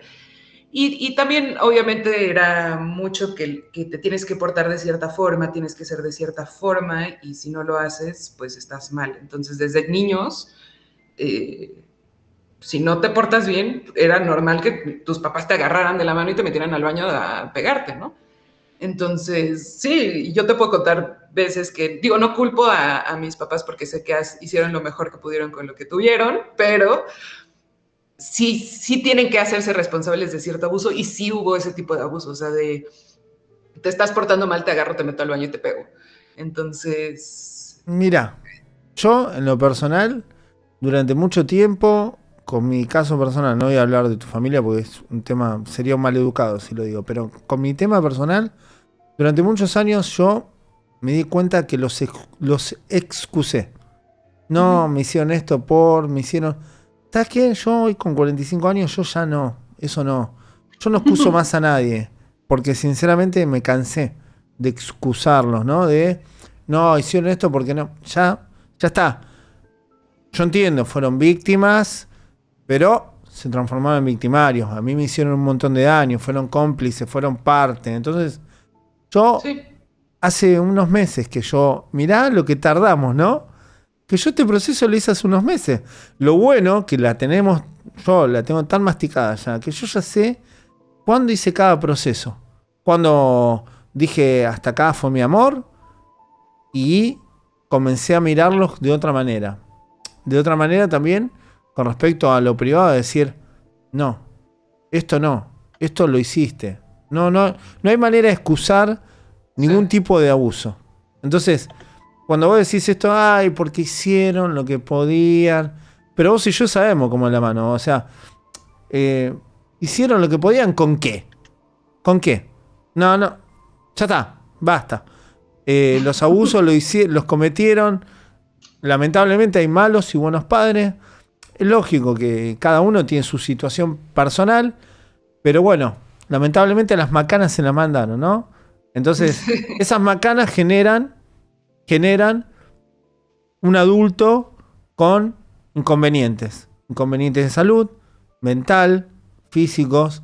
El tema de los padres termina en eso, con los niños, termina con adultos. Que bueno, uno aprende como adulto, ¿no? En tratar de que si tiene hijos, que no vivan lo que te hicieron a vos. Ahora, te quiero preguntar algo. Con los cambios físicos, por ejemplo, tu estética, ¿responde a una especie de rebeldía? Sí, justo eso yo creo que es un tema súper importante para mí porque en ese tipo de lugares la rebeldía es algo visto como algo muy malo, es lo peor que puedes hacer. De hecho, el pecado original es la rebeldía, porque al final de cuentas el diablo, que fue el primero que pecó de rebeldía, ¿no? Entonces, el no someterme a mis papás en cierta forma, el no someterme a la autoridad de mi papá, también tiene que ver mucho con el tipo de estética que llevo. También no se ven, pero tengo muchos tatuajes también, que también son muy mal vistos. Me acuerdo que la primera vez que me vieron con un tatuaje en la iglesia me ofrecieron bendecirlo con aceite para que dejara de... Se me congeló la imagen y no sé si me favorece tanto esta imagen. Pero le voy a sacar una captura y después te lo voy a enviar para que te mueras de risa. Porque este momento, es más, en la captura que estoy sacando te estás muriendo de risa. Pero esto lo voy a publicar para que la gente vea los desperfectos. Pero bueno, vos seguí hablando, pero porque está bueno lo que estás diciendo. Entonces, sí, justo eso. A mis papás les ha sido como muy chocante que yo sea como tan rebelde, y a su vez yo misma lo tomé por eso. O sea, como que siento que sí, efectivamente a mí... Y ya se lo he dicho ya como adulta a mi mamá, que me encanta ser rebelde y que nunca más me pienso someter como a lo que me digan los demás. Y claro, por eso también creo que tenían especial atención en mí, como en decirme que tenía un plan muy grande, que tenía un llamado muy grande, quizás porque me veían un poco más rebelde, ¿no? Mi hermana era más pequeña y mi hermano era mucho más pequeño, entonces quizás con ellos no había tanto enfoque, pero conmigo sí, y definitivamente después de que me vieron con tatuajes, con perforaciones, con el pelo de colores, yo creo que sí fue un choque cuando llegaba a la iglesia así, cuando llegaba con mis papás así. Entonces, sí, definitivamente lo tomo como mi bandera. Ahí volvió mi imagen.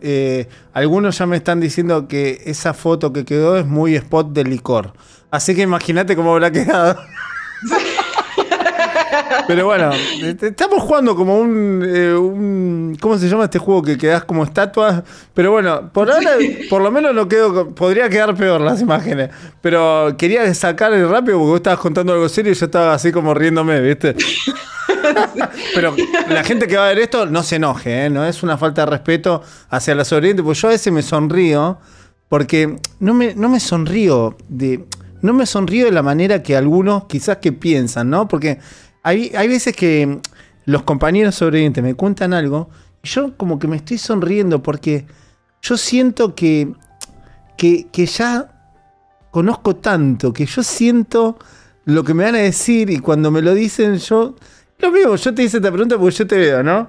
Y yo ya sé por qué lo hiciste, pero él me produce no sé cómo explicarlo, pero es... Sí, sentir como el compañerismo, ¿no? Como claro, verte reflejado en la otra persona. Sí, que exacto. Incluso hay ¿cuándo fue? Bueno, hay un testimonio, creo que Hernán se llama, que es testigo de Jehová y que tiene muchos parecidos con tu testimonio.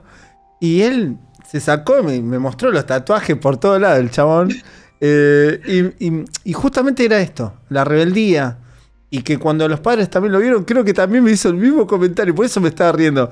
Pues me hizo el mismo comentario que te hicieron a vos de te lo querían bendecir. O sea, que estaban, los padres eran...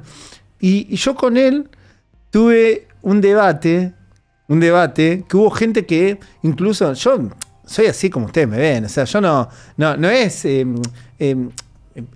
poner en un momento de aprieto a la otra persona, sino jugué con él porque él estaba totalmente en contra de los padres. O sea, él creía que los padres no lo quieren, que los padres hicieron todo eso porque no lo querían.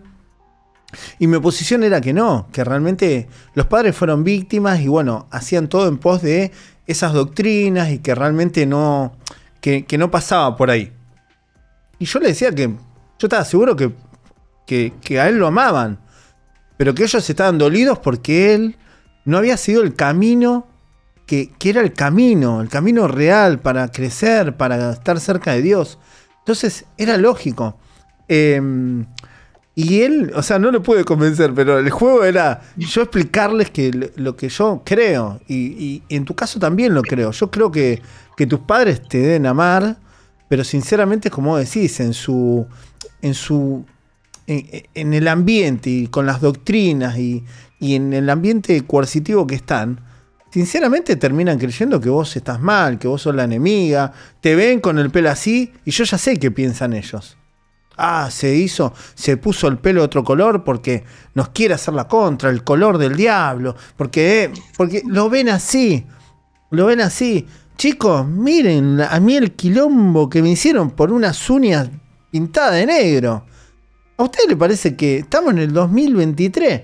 Que yo tenga que explicarle a la gente por qué me pinté las uñas de negro, que primero fue un tema de salud, porque me comía las uñas y de hecho ven que tengo recaída. O sea, no me las comí, las raspé un poco, pero le saqué todo el esmalte a estas dos.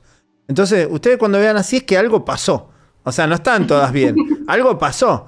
Y yo esto a mí me sirve para frenar. O sea, hay momentos que yo la paso mal. Hay momentos que estoy nervioso, hay momentos que estoy triste y me la agarro con las uñas. Entonces, a mí me hace sentir mal esto, pero por lo menos no me las comí, pero las raspé. Pero este esmalte que no está acá me lo arranqué yo. Entonces, es todo un proceso. Y también es demostrarle, ¿sí que te molesta? ¿Te molesta? Y lo vas a seguir viendo. Es más, me las pintaría de rosa, de cualquier color. Porque sinceramente, es ir contra un tabú tan tonto, que yo lo veo tan tonto, que yo veo gente que se está muriendo, hay gente que la está pasando tan mal y que haya gente que piense, uy, mirá, tiene las uñas de color negro, de color... Y si es color rosa, este se la ve. Una vez tenía la cámara anterior, hacía tonalidades raras. Y los labios se me ponían un poco más rosados, ¿no? Y hubo gente que hacía comentarios, te estás pintando los labios. Yo jamás me pinté los labios. Pero, ¿y sabes qué? Yo no lo cambié eso, me moría de risa. Me moría de risa y decía, ¿querés pensar que me pinto los labios? Que me pinto, pensar lo que quieras. Sinceramente, ahí te das cuenta cuando hay patrones tan coercionados, tan cuadrados, que vinculan un color con el mal. El negro, el rojo, satanismo, el mal, el bien. Es un delirio, pero bueno, también es parte de este canal ponerlos en evidencia, que se den cuenta de por qué. Y mismo ellos después se dan cuenta, ¿no? Porque hay muchos que no lo hicieron con malos, en un mal sentido, pero después la gente le responde, ¿y por qué Pablo te tiene que explicar de qué color o qué mierda hace con su cuerpo o qué? Te das cuenta que hay un tabú del otro lado, que hay un problema. Pero bueno, ahí yo te veo en tu imagen y logro reconocer esto de la rebeldía, ¿no? Sí, claro. ¿Y cómo está la relación hoy en día con tus padres? Pues más o menos. Sí tengo una relación todavía con ellos. Creo que ellos mismos también han cambiado un poco su forma de creer. Sobre todo mi mamá, que es la que en realidad creo que cree sinceramente, ¿no? Mi papá yo creo que creció en eso y nada más es su dogma, ¿no? Mi mamá es ligeramente más abierta a las cosas, como que ya no me dice, si me ve con un nuevo tatuaje, ya tengo 20, ya no le importa, ¿no? Entonces, ya no me dice tanto, acepta un poco más las cosas, como que es un poco más abierta. De hecho, hace poco yo soy una persona bisexual y creo que lo he sido desde niña. Yo te puedo decir que desde niña lo sé. Y pensé que nunca se lo iba a decir, en verdad. En realidad creí que eso me lo iba a llevar a la tumba. Y hace poco se lo dije. Y como que sí fue algo que le explotó la cabeza a ella, pero no me dejó de hablar. Entonces, creo que poco a poco y pasito a pasito va cambiando su forma de creer y sinceramente no me he sentido como lo suficientemente mal como para quizás alejarme y romper totalmente una relación con ellos, porque tampoco ha sido así. O sea, la verdad es que me han apoyado cuando lo he necesitado. Se los he tenido que decir porque sí, en muchas cosas sí les he dicho así como yo siento que ustedes no me apoyan de la forma que quizás apoyan amigos que sus padres no son de una u otra religión. Y lo van captando, lo han ido internalizando poco a poco y siento que pasito a pasito hemos avanzado, aunque sea un poco, pero hemos avanzado. Entonces sí definitivamente marco mi distancia y he aprendido a marcar muy bien mis límites. Ya no permito que vengan y me digan así como que me reclamen o cualquier cosa. Les digo, mira, eso es lo que tú crees, hasta aquí llegamos, yo no quiero seguir teniendo esta conversación porque no va a llegar a ningún lado, nada más nos vamos a enojar. Entonces este es mi límite y pinto mi rayita y hasta aquí llegamos, ¿no? Pero sí hay todavía una relación, todavía hablo con ellos y sí, yo los apoyo a ellos y ellos me apoyan a mí. Entonces creo que por el momento estamos bien. Eso es muy bueno, sí. Porque... Y es bueno no renunciar a lo que uno cree, ¿no? Y a lo que piensa y a los hechos como fueron, porque veo que no tuviste que renunciar ni a lo que sos. Y a ellos les cuesta mucho aceptar, que, como tú dices, se volvieron victimarios, aunque también fueron víctimas. Entonces, como que luego hablar de abuso con ellos es ponerlos a la defensiva y decir, no, pero es que yo también. Y eso siento que lo vamos a tener que ir cambiando poco a poco, pero se van abriendo también ciertas puertas, írselo diciendo, o sea, decirle, oye, yo sentí que esto me afectó, y a lo mejor ellos ni cuenta se habían dado porque tampoco tenían la capacidad de entender que eso era un trauma, y irlo expresando poco a poco. Siento que van aceptando poco a poco que ellos también tuvieron cierta culpa en ciertas cosas que me pasaron a mí o que me lastimaron directamente de cierta forma. Qué proceso difícil, ¿no? Sí. Vos estás en un proceso de sanación personal, pero sí, también esto está incluyendo a tu familia, porque yo lo que veo que hay buena intención de ambas partes en conciliar, ¿no? En conciliar y llegar a un proceso intermedio, por lo menos, para seguir juntos. Y la verdad que eso es súper lindo, la verdad que me pone muy contento esto, porque siempre hablamos de vínculos rotos acá en el canal, siempre. Entonces, realmente esto es muy positivo y es muy lindo.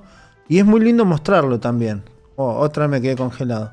Esperame que lo vean porque justo estaba en modo serio. No sé, a ver, el que está diciendo qué caras tengo se va a dormir justo ahora. Quería ver con qué cara quedó. Sí, digo, creo que también tiene mucho que ver que mi mamá se dio cuenta también que estaba en una secta. O sea, ella sigue creyendo y sigue teniendo una religión, quizás, como tal. Ella no lo diría así, ella diría que tiene nada más una relación con Dios, pero sí se dio cuenta que estaba en un lugar sectario, que estaba en un lugar coercitivo, y creo que eso fue ese aspecto positivo en el que podemos seguir manteniendo una relación, porque ella ya no está tan adoctrinada a creer ciegamente en ellos, sino que aprendió quizás a aceptar que había cosas horribles en ese lugar y que se equivocó en hacernos ir a ese lugar. Entonces, sí, yo creo que si no fuera por eso, en realidad no tendríamos una relación. Ya estoy, falta poquito. Ya, por lo menos le agarré la mano, que cuando se cuelga ya lo sé solucionar, ya estamos ahí. Sí, no, eso está bárbaro. ¿Y no pensaron en hacer terapia familiar? Por ahí les podría servir. Ah, pero ellos están todavía... Y he hablado ampliamente con mi familia de terapia. No creen mucho en eso. Mis papás, por lo menos, mis hermanos sí. Mi hermana ha llevado un tratamiento también psicológico y yo creo que mi hermano todavía no, pero ya está muchísimo más abierto como a ese tema. Mis papás son los que por más que les he dicho, no. Pero en general nosotros como hermanos sí. Qué interesante esto, ¿no? Porque que estén todos buscando sanar, no solo sanar a nivel personal, sino a nivel familiar. Pero lo lindo es ver la buena voluntad. Es lo que digo, ¿no? Que antes que me congele, es que se había congelado, está diciendo qué lindo es por lo menos tener una historia en la cual todos están en la misma historia, en el mismo proceso. Pasaron en el mismo barco por distintos momentos, pero de la mano. O sea, mal o bien, de la mano. Y la verdad que a mí me gusta eso. Hay muchos que son más de poner una bomba. Y yo, sinceramente, chicos, yo lo he dado todo por recuperar mis vínculos. Está bien, llega un momento que vos sabés que ya no va para más. Pero sinceramente vale la pena, ¿eh? Vale la pena porque tener a tus papás y no tiene precio eso. Pero bueno, sí, está en cada uno ver hasta dónde va, ¿no? ¿Cuánto Sí, te no, no aguantás? es obligatorio. ¿Cuánto Y en mi te caso muy aguantás? específico, mi mamá siempre me apoyó mucho y siempre fue como muy cercana a mí, entonces no creo que sea el mismo caso de mucha gente. Entonces, quizás si hubiera vivido más abuso por parte de ella, no sería la misma historia. Y claro que no aplica para toda la gente y la verdad es que si cada persona quiere pintar un límite, sea a diferentes distancias, está totalmente en su derecho y lo importante es mantener tu salud mental y tu salud emocional, no mantener un vínculo quizás. Sí, un vínculo a la fuerza que no te va a llevar a la nada. Bueno, Esther, la verdad que estuvo re linda la charla, me divertí mucho, sobre todo con los freeze. Sí. Pero salimos bien. El problema de cámara, el problema no sé. Pero salió bastante bien y bastante linda la charla. Creo que salieron buenos análisis. Que a través de estos análisis también ayudamos a mucha gente que va a ver esto. Y que quizás en este momento no está bien para realizar algún análisis propio, ¿no? Entonces, quizás que a partir de esta charla nuestra, quizás que a muchos que están viéndonos les sirva. ¿Hay algo que no te haya preguntado y quieras decir por último? Se me va la olla, destruido. Sí, pues no, nada más que, digo, como tú dices, espero que a alguien en algún lugar le sirva de algo. Espero que eventualmente el Estado también intervenga y ya no existan estas organizaciones. También creo que es muy importante también decirle a las personas que han estado o están en alguna organización que no es su culpa, que estas organizaciones es lo que buscan. Puede ser algo cristiano, puede ser coaching, puede ser lo que sea. Van a buscar una debilidad específica en ti y la cosa es tener la suficiente conciencia y aprender que puede salir. O sea, que hay mucha gente que lo ha hecho. Es muy difícil, es un proceso.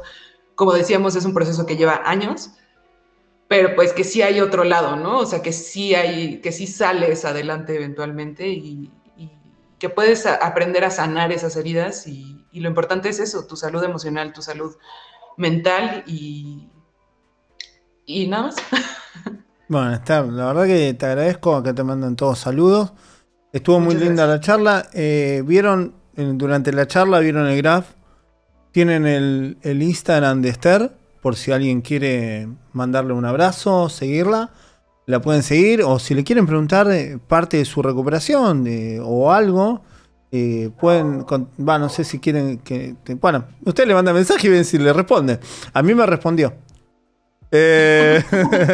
Pero bueno, que quizás hay muchos que están medios perdidos y quizás que tu experiencia les sirve. Y quizás necesitan una compañía o alguna compañera que haya pasado por lo mismo.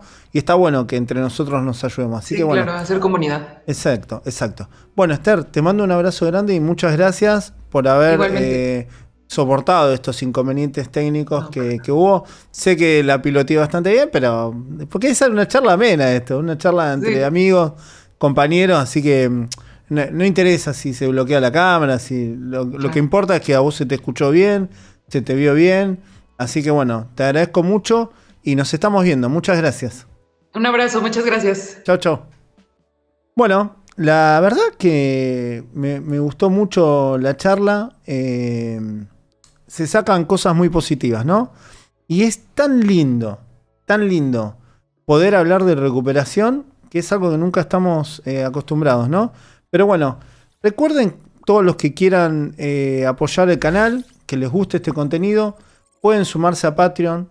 Y pueden sumarse a Patreon, a la suscripción de YouTube.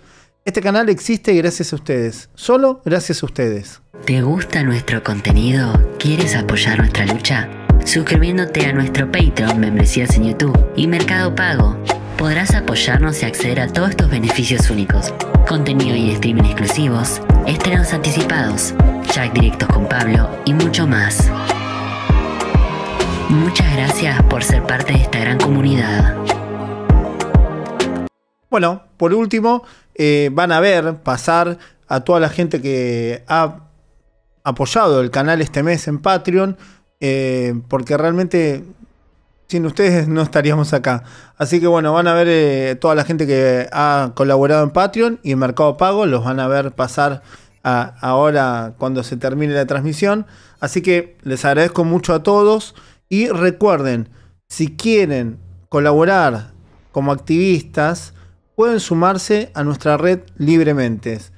No tienen que pagar nada, no tienen que hacer algo que no quieran. Todos pueden participar como puedan, como quieran. Hay un montón de cuestiones para hacer, para luchar en todo el mundo. Tenemos la red de activistas, está cubriendo todo el mundo. Tenemos activistas hasta de Rusia. Así que bueno, los esperamos en la red. Aquí van a ver los datos. Hola, soy Ricardo Andrade, coordinador del grupo de edición audiovisual en Red Librementes. Si Librementes o este logo te suenan conocidos, muy probablemente sepas de Pablo Salum y su lucha contra las organizaciones coercitivas mal llamadas sectas. Todo el trabajo de divulgación tanto en redes como en televisión, luego la asesoría legal a víctimas y organismos gubernamentales, el impulso para la creación de leyes que abordan la problemática y todas las denuncias que han colocado a delincuentes de estos grupos tras las rejas ha sido manejado por Pablo. Todo al menos hasta ahora. Con el fin de llevar un paso más allá nuestra lucha, nuestra red comenzó a formarse recientemente y definitivamente vamos a necesitar de más manos y cerebros para que nos apoyen a cumplir nuestro objetivo. Informar a toda la gente posible de la problemática para prevenir que sean captados. Entonces, si conoces cómo operan estas organizaciones delictivas y además estás a favor de la ciencia y el pensamiento crítico y reconoces la diferencia entre libertad de culto y todas estas pseudoprácticas, únete a la red de voluntarios Librementes, ya sea como editor de video, ilustrador o diseñador, redactor, comunicador, traductor, o bien a nuestro equipo de profesionales de la salud, educación o legal si estás matriculado o cursas los últimos años de las carreras afines a estas disciplinas. Para postularte a la red, haz clic en el formulario adjunto al video o escanea el código que está en pantalla.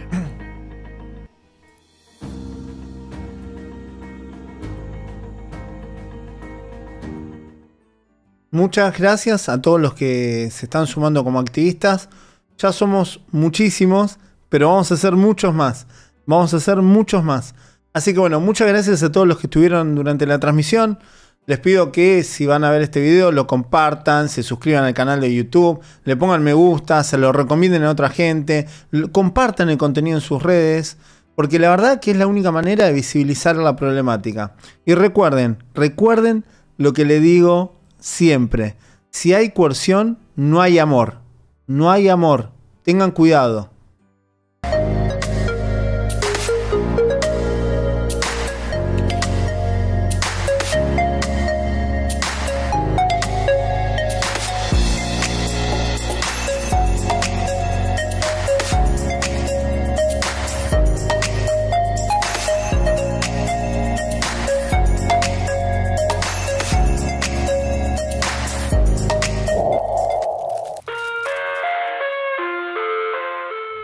Dejen su like, suscríbanse y compartan el video.